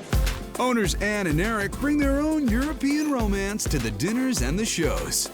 Live music, amazing food, and an ambiance that reflects what Spain is all about.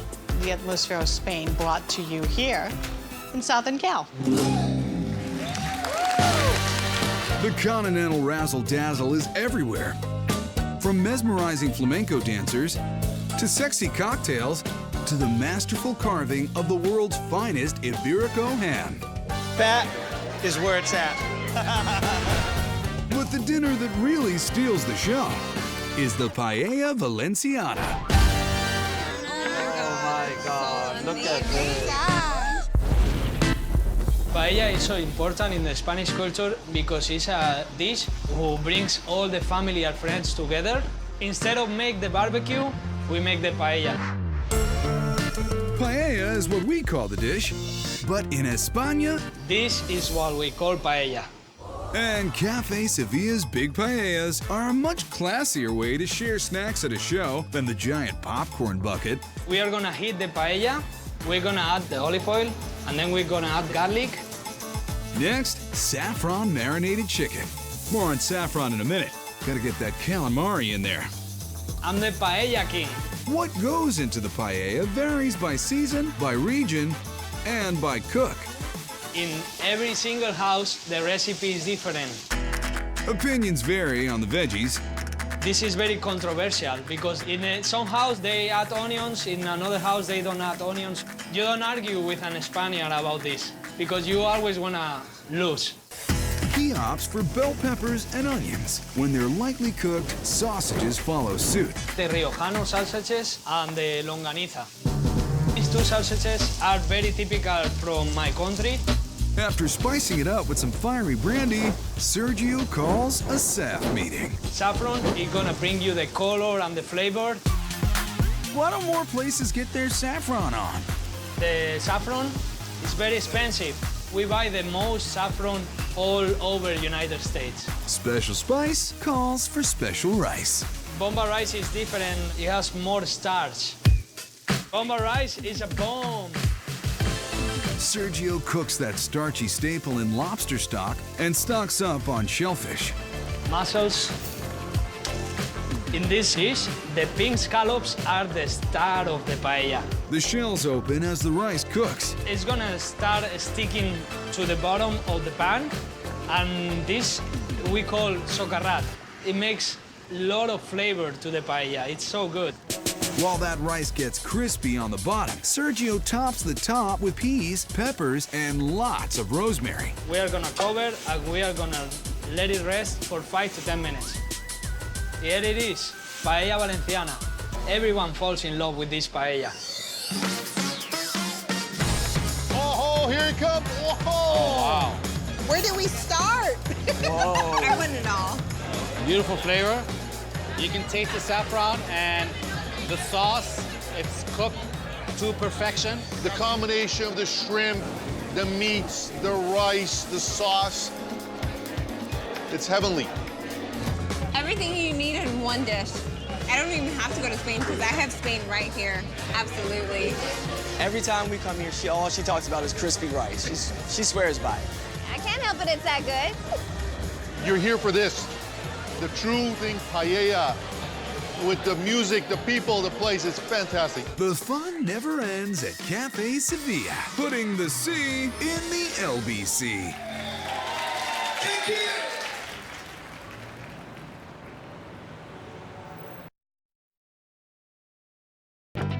In the Midwest, dinners and shows go together like meat and potatoes. Breeze on up to Chicago, and you'll find a rainbow of rarefied flavors and high-flying fun at Carnival. It's very colorful, very festive. It's a party. You know, as soon as you walk in, you know that you're gonna have fun. You know that food is gonna be amazing. To come to this place and see the dinner and the show that we put on, it's really a magical thing. It's theater on steroids. You're eating and you never know what's gonna happen here.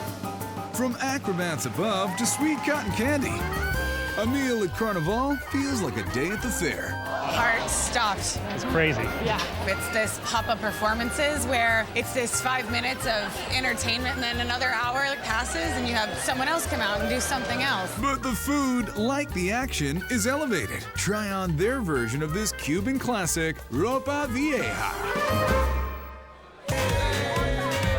The meaning of ropa vieja is pulled clothes or shredded beef. It's very complex, but it's at the same time very homey and easy to eat. Ropa Vieja is mostly made with brisket, but nothing about Carnival is conventional. We use veal cheeks.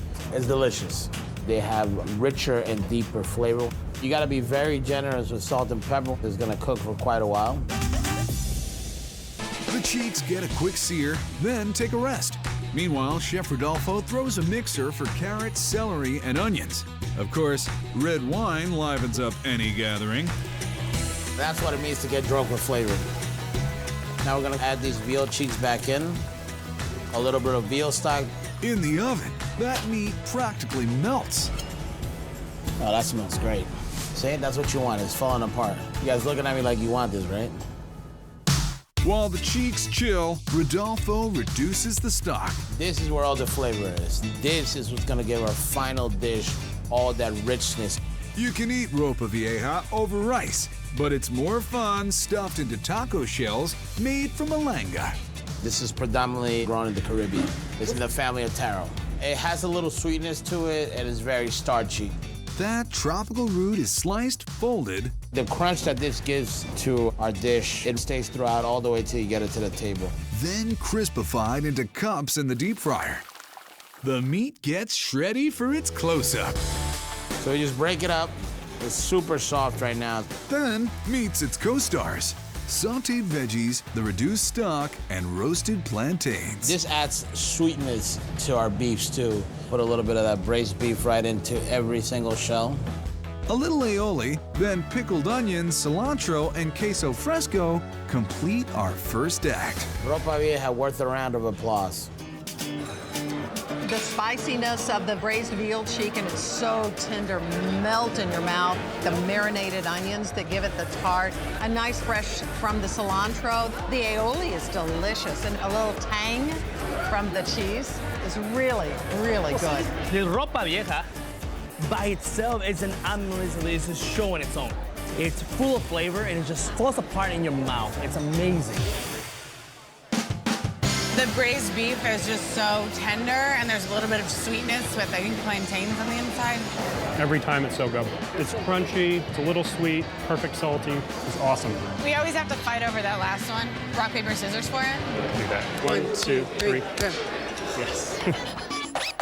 You're gonna want an encore performance of their fruity fabulousness known as Carnival cake. Our signature Carnival dish. It's like a global rainbow of chocolate and ice cream blended together. The sweetness starts with a flavor straight from the land of Carnival, cocoa. This is more like a fudge brownie, nice and rich and full of chocolate flavor. A fudgy layer is spread with the first flavor in a creamy, colorful trio. We just spun our mango ice cream, so I'm just gonna go ahead and put that right in. Layer number 2, perhaps some pistachio. As you're eating this, you get a little bit of crunch. We layer the fun here at Carnival. Another chocolate cake, and chef brings the berry with red currant. So this would be our final layer of cake. After a deep freeze, our colossal cake is so big, chef needs a saw to slice through it. Say hello to my little friend. This is how we chill out at Carnival. Show's over. Who wants dessert? It's like Neapolitan done the Latin way. Sounds fantastic. Have that sweet mango with this pistachio, the dark chocolate. It's so, like, light. I was on a diet, but bye-bye. The show is great, but this is how you want to end the night. But beware, at Carnival, every action has an equal and opposite distraction. Okay, the air release is coming back up. Oh.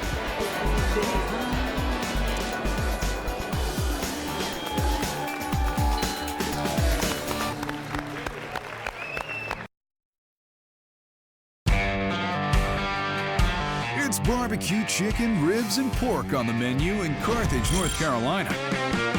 And with the population less than 2,500, when they want a show, they fly it in. And it lands right next to Pickin' Pig. Coming to Pickin' Pig is an adventure. The food is always delicious, but the big thing is you got airplanes out here. It's definitely a meal and a show because they'll do some tricks. No fun to watch. Mother-son team Janie and Ashley Shepard knew that a runway view barbecue could really take off. They get so excited, not just the children, but adults. But I always say it's not just about the plane. Hopefully they'll enjoy their food. How can you not enjoy a soft landing with this once-a-week charter special? Saturday Ribs. Our ribs are great because of the time that we put into them. We cook our ribs low and slow. We really baby them. Just like I baby do.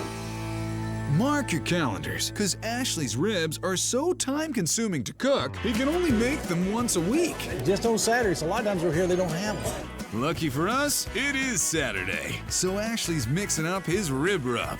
It's easiest just to say there's no orange juice in it. Otherwise, it's pretty much everything else.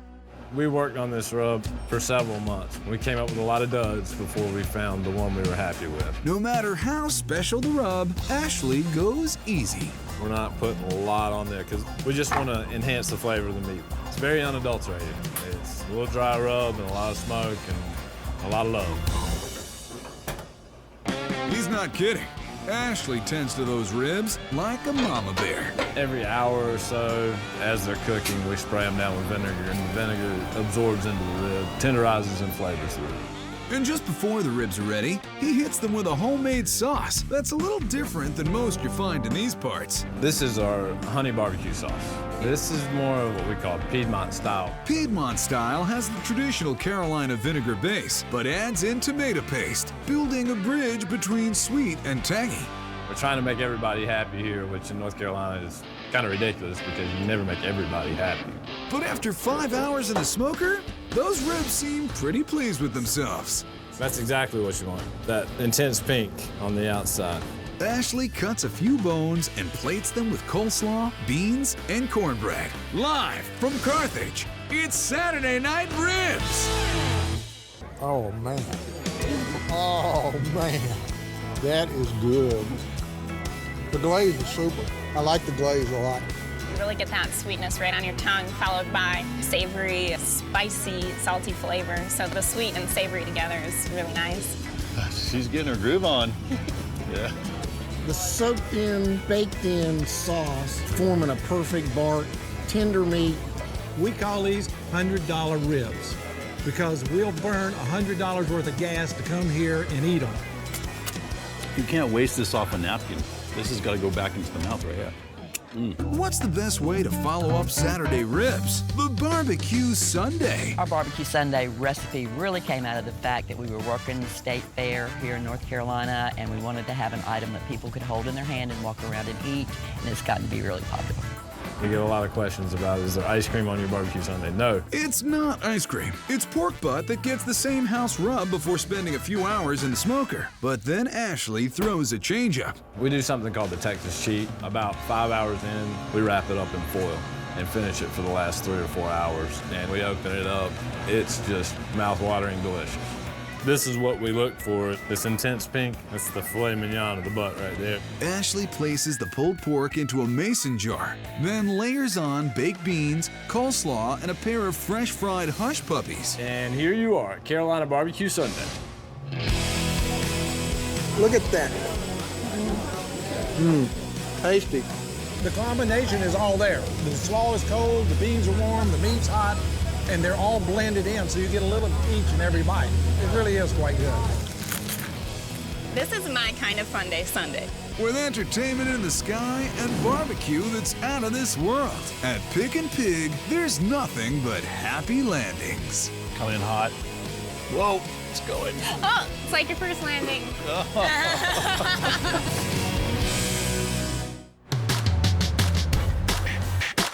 Where did great food and great entertainment first meet and fall in love? If it wasn't Las Vegas, it should have been. Of course, that's also the best place to do a little swinging. Top Golf! Whoa! Why just watch when you can be part of the fun at Top Golf? The Vegas backdrop, the lights, the city, it's beautiful. Food, drink, hitting balls, why not? Top Golf was born in London, England in 2000 by brothers that wanted to bring a different element to a driving range. Hit the ball, introduce drinks, food, and it brought us where we are today. And where they are today is 4 floors to channel your inner golf pro. That's 107 bays where you and 5 friends can tee off and tuck into some creative snacks. Like Chef Chris Vaughn's tribute to summer cooking, the Backyard Barbecue Wings. This is a dish kind of inspired from cooking with my dad in the backyard. We're gonna take our chicken, we're gonna brine it. The brine's got some sugar and salt, citrus juices, and aromatic herbs. Let's fly these wings into the cooler. Here's a tip for getting your chicken extra smoky. Towel them off after their brine bath. When the chicken wings come out of the brine, we pat them dry, and then we rub them with a spice rub. Can't really smoke a wet wing. After 2 hours in the smoker over cherry and pecan wood, the wings hit the grill. Now we're trying to get a little char on there to render that fat off and make them crispy. Most wings blast you out with car alarm levels of spice, but these are a symphony of savory, thanks to Chris's secret garlic vinaigrette that showcases roasted garlic and some other top-secret herbs and spices. Basting it with garlic vinaigrette here, get a little love in there. Vinaigrette adds a little sweetness and richness to the wings. These things smell delicious. That'll rest on a pretty pile of carrot and celery ribbons. A little bit more of that garlic vinaigrette. Top Golf Las Vegas, backyard wings. So good, you won't want to share. This is a perfect wing. It's not a hot wing, but it has a smoky flavor like it's been on the grill. But there's also a good marinade to it. You know what I mean? Like, it's tender. It just falls off the bone. I love it. It's like they're off a backyard grill. They're really smoky, and then you got this tangy garlic sauce on them. It's totally different than having buffalo wings. It's fantastic. These wings are just melting in my mouth right now. I could eat the whole plate if I didn't have to share. Another dish that's too tasty for two. This one's an ode to Elvis, the Memphis Burger. We start with our signature patty, grilled pork belly, white cheddar cheese, whipped peanut butter, and jalapeno raspberry jam on our brioche bun. Did you say? Yes, I said peanut butter. Whipped peanut butter is kind of ode to Elvis. I'm in. But first, I got pork belly fever, and there's only one cure. So we got brown sugar, kosher salt, a little bit of curing salt. We're gonna make sure we rub that evenly in here. I love rubbing bellies. That'll brine for a few days before Chris smokes it super low. Several hours later, this happens. Bacon. A few slices will sneak off to the VIP lounge with the cheddar to melt. The patty is a chuck brisket short rib blend. It's the peanut butter that really unites it all. A secret sauce with only one ingredient.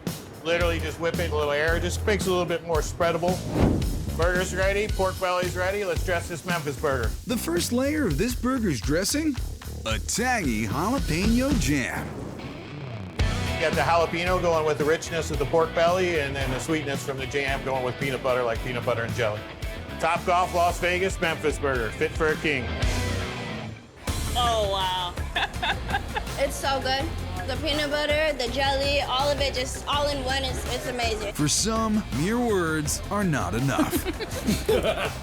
It's so yummy. At Top Golf, even a one-on-one dinner date can turn into a party of fuck. Woo! Thank you very much.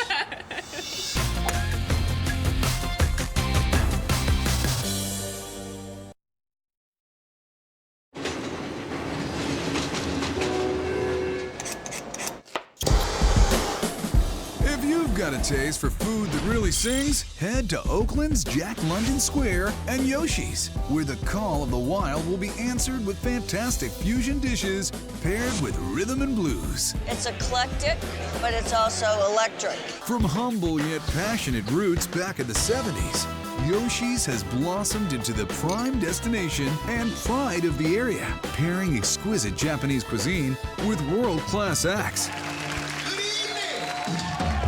We have Robert Cray playing here. He has only 5 Grammys, imagine that. Everywhere I go in the jazz community, I say, oh yeah, we're from Yoshi. Oh my God, Yoshi. And every musician we talk to, their favorite place is Yoshi's. At Yoshi's, the only thing that rivals the sounds coming from the stage is the sumptuous symphony coming from the kitchen. Playing sweet music to your mouth is Yoshi's thick and juicy Togarashi Korobuta pork chop. We use the Korobuta pork chop.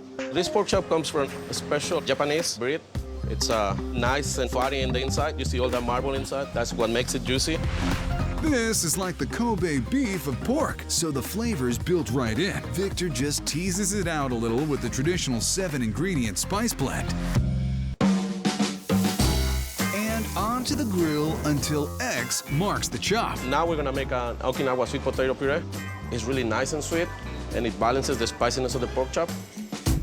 With lots of peeling, he starts revealing the sweet potato's purple heart. Then it's boil, strain, cream, butter, and into the cranky contraption. There's your sweet potato right there. Okinawa sweet potato. Victor stirs the hearts of those tender sweet potatoes. It seems a little bit loose, but the potato is gonna absorb all the liquid, so it's gonna be nice and firm. The next step starts with veal stock. This sauce is gonna go on top of the pork. It's gonna be really nice and rich flavor. You got your thyme, you got your oregano, and oh! How do you like these apples, huh? Granny Smith apple work perfect for this because they're nice and tart. Balances the sweetness of the sweet potato. They caramelize in butter sharpened with shallots, garlic, and ginger. Then smooth sweet with honey. He soups it up with the herbed veal reduction. And now we have our pork chop sauce. This is not your ordinary pork chops and applesauce. With purple potatoes, heritage breed pork, veal sauce, caramel apples, and microgreens on top. This pork chop deserves a round of applause. I mean, look at that, that's so beautiful. The meat just comes right out of the bone.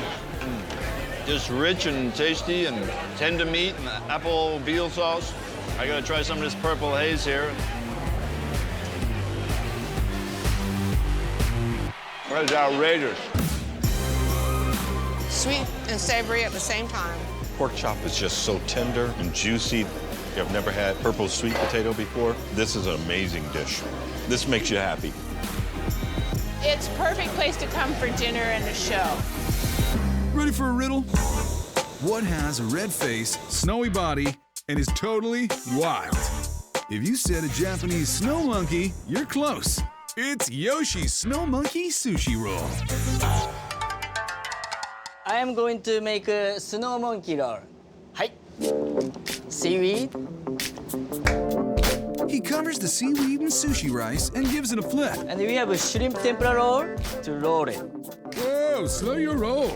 A bamboo mat seals the deal. Then snow crab and creamy mayo sits up top. Next, Haru summons the salmon. Salmon, big chunk salmon. Cut. Ta-da! Spicy mayonnaise and homemade soy sauce get in line. This is sweet soy sauce and not salty. Fire! Fire! Like this. Say konnichiwa to his little friend. Not too much, just sear the salmon. Onto a microgreen garnish go flying fish eggs called tobiko to form a row of roe.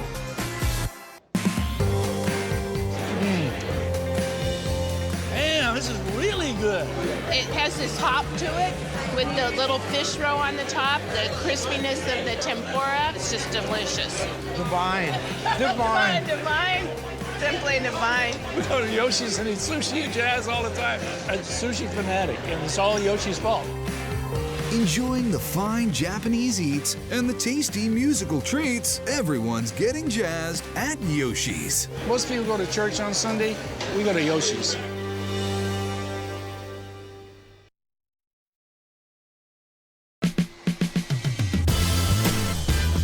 Move over, Broadway. The best show in New York City is the miraculous view and quality grub at Long Island City's Penthouse 808. There's something about the New York City view that you just can't get tired of. It's phenomenal. It really does feel like a performance when you come out here. Sure, the show is nice, but on the Penthouse 808 balcony, it's the Pacific Rim plates that get a standing ovation. It's delicious. I just want to eat it all. First, you get an eyeful, and then you get your belly full, okay? You could really experience all of Asia. Everything from Thai to Japanese food to Chinese food and even Hawaiian. Chef Seth keeps the diner's eyes on the plates with sweet tropical succulents, like the Hawaiian skirt steak. The only way you're gonna get island flavor like this is if you actually go there. If it's Hawaiian, you know there will be pineapple.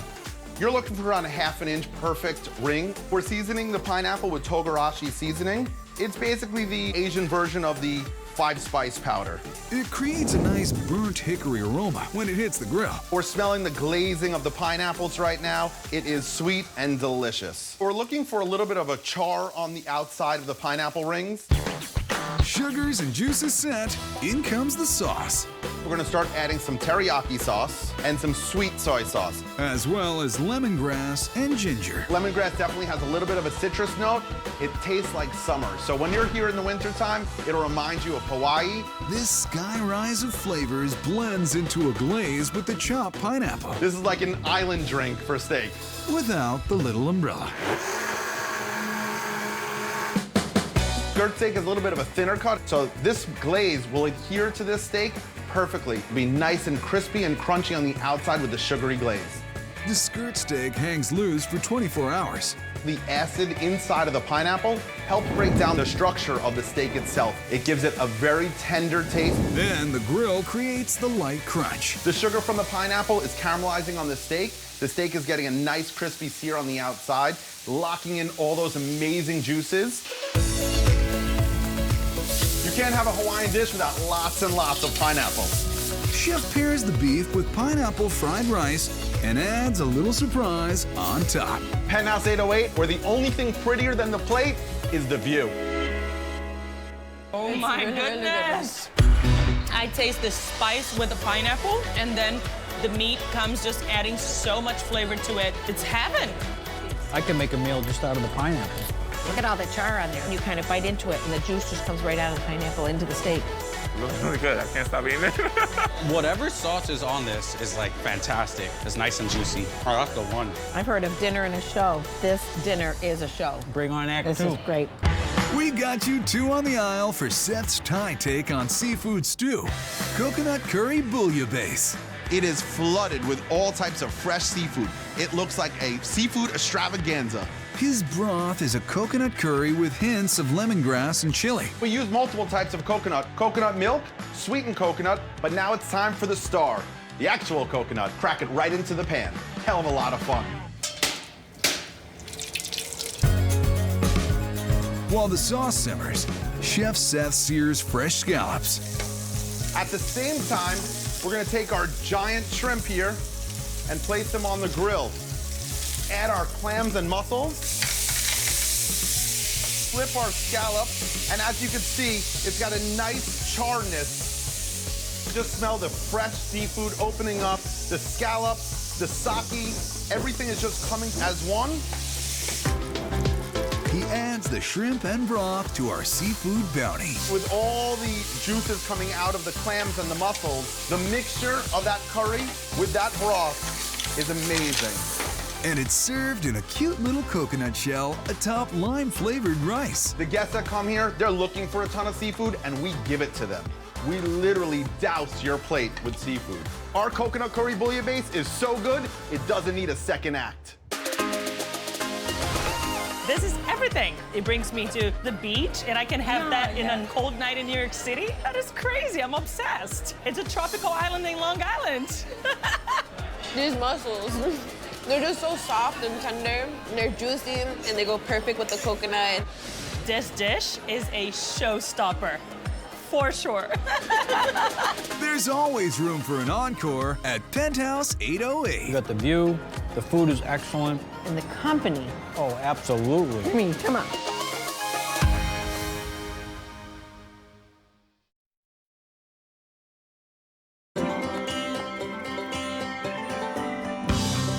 For seafood seekers in Ogunquit, Maine, the show starts the minute they pull their boats up alongside the lobster men at Perkins Cove. It can't get any fresher than it is in Maine. They pulled it right off the boat. You go right down into Perkins Cove, and you can see everything coming right in, and now it's going to end up on your plate. Sweet, succulent, fresh. That's Maine seafood. Here, the streets are lined with fresh lobster. But to get your crustacean with a side of comedy, take the trolley to Jonathan's Ogunquit. Please welcome the Capital State!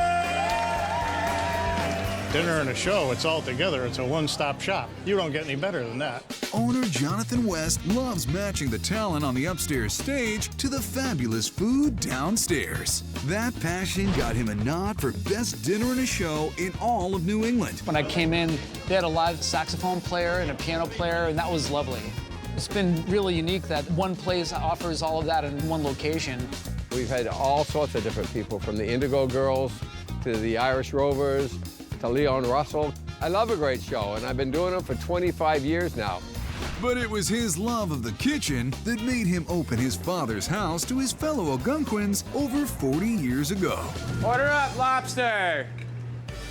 Restaurants have always been in my blood, and when I had the opportunity to start a restaurant in my family's home, it was exactly what I wanted to do. Jonathan's is a great place to crack a claw, but for a lobsterman's take on an Italian classic, try the Maine seafood pasta. The pasta is a great vehicle because it adds a different texture to the seafood that's unique from the rest of the dish. Jonathan boils off a bucket of lobsters, then cracks them open like a real pro. Instead of paying $30 for a special lobster fork, I paid $1 for a regular fork, and it works great. The knuckles are the tastiest and the tenderest. So you just break it with the fork, it pops right out like that. Once the lobster is fully freed, Jonathan starts the dish by searing fresh shrimp with shallots. Oh, they're beautiful. We're gonna put the garlic in. Now we're gonna have not only beautiful tasting, but we're gonna have the smell. Oh, wow, you wouldn't believe it.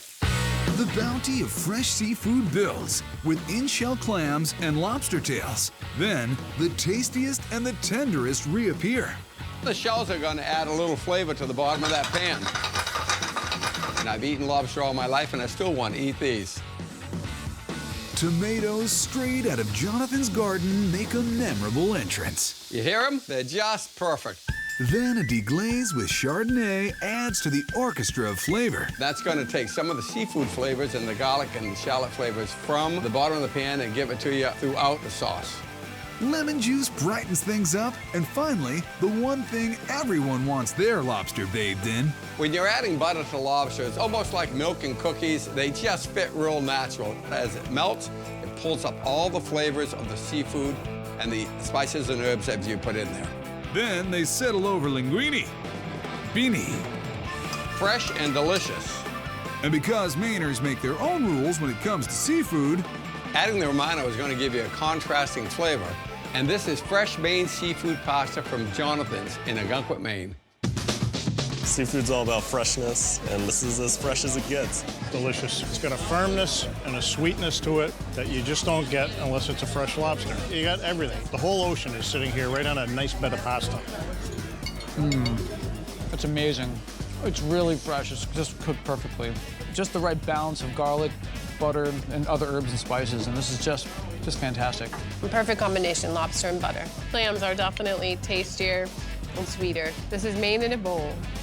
We had a great meal, and now we're looking forward to seeing the play upstairs. It's just a great night. do you come to Jonathan's more for the food or the entertainment? With the show and the beautiful meal in front of us, I still have to vote for my wife of 35 years. Good answer. Wow! There's so many interesting things to look at when you eat that aren't a phone. Who knew?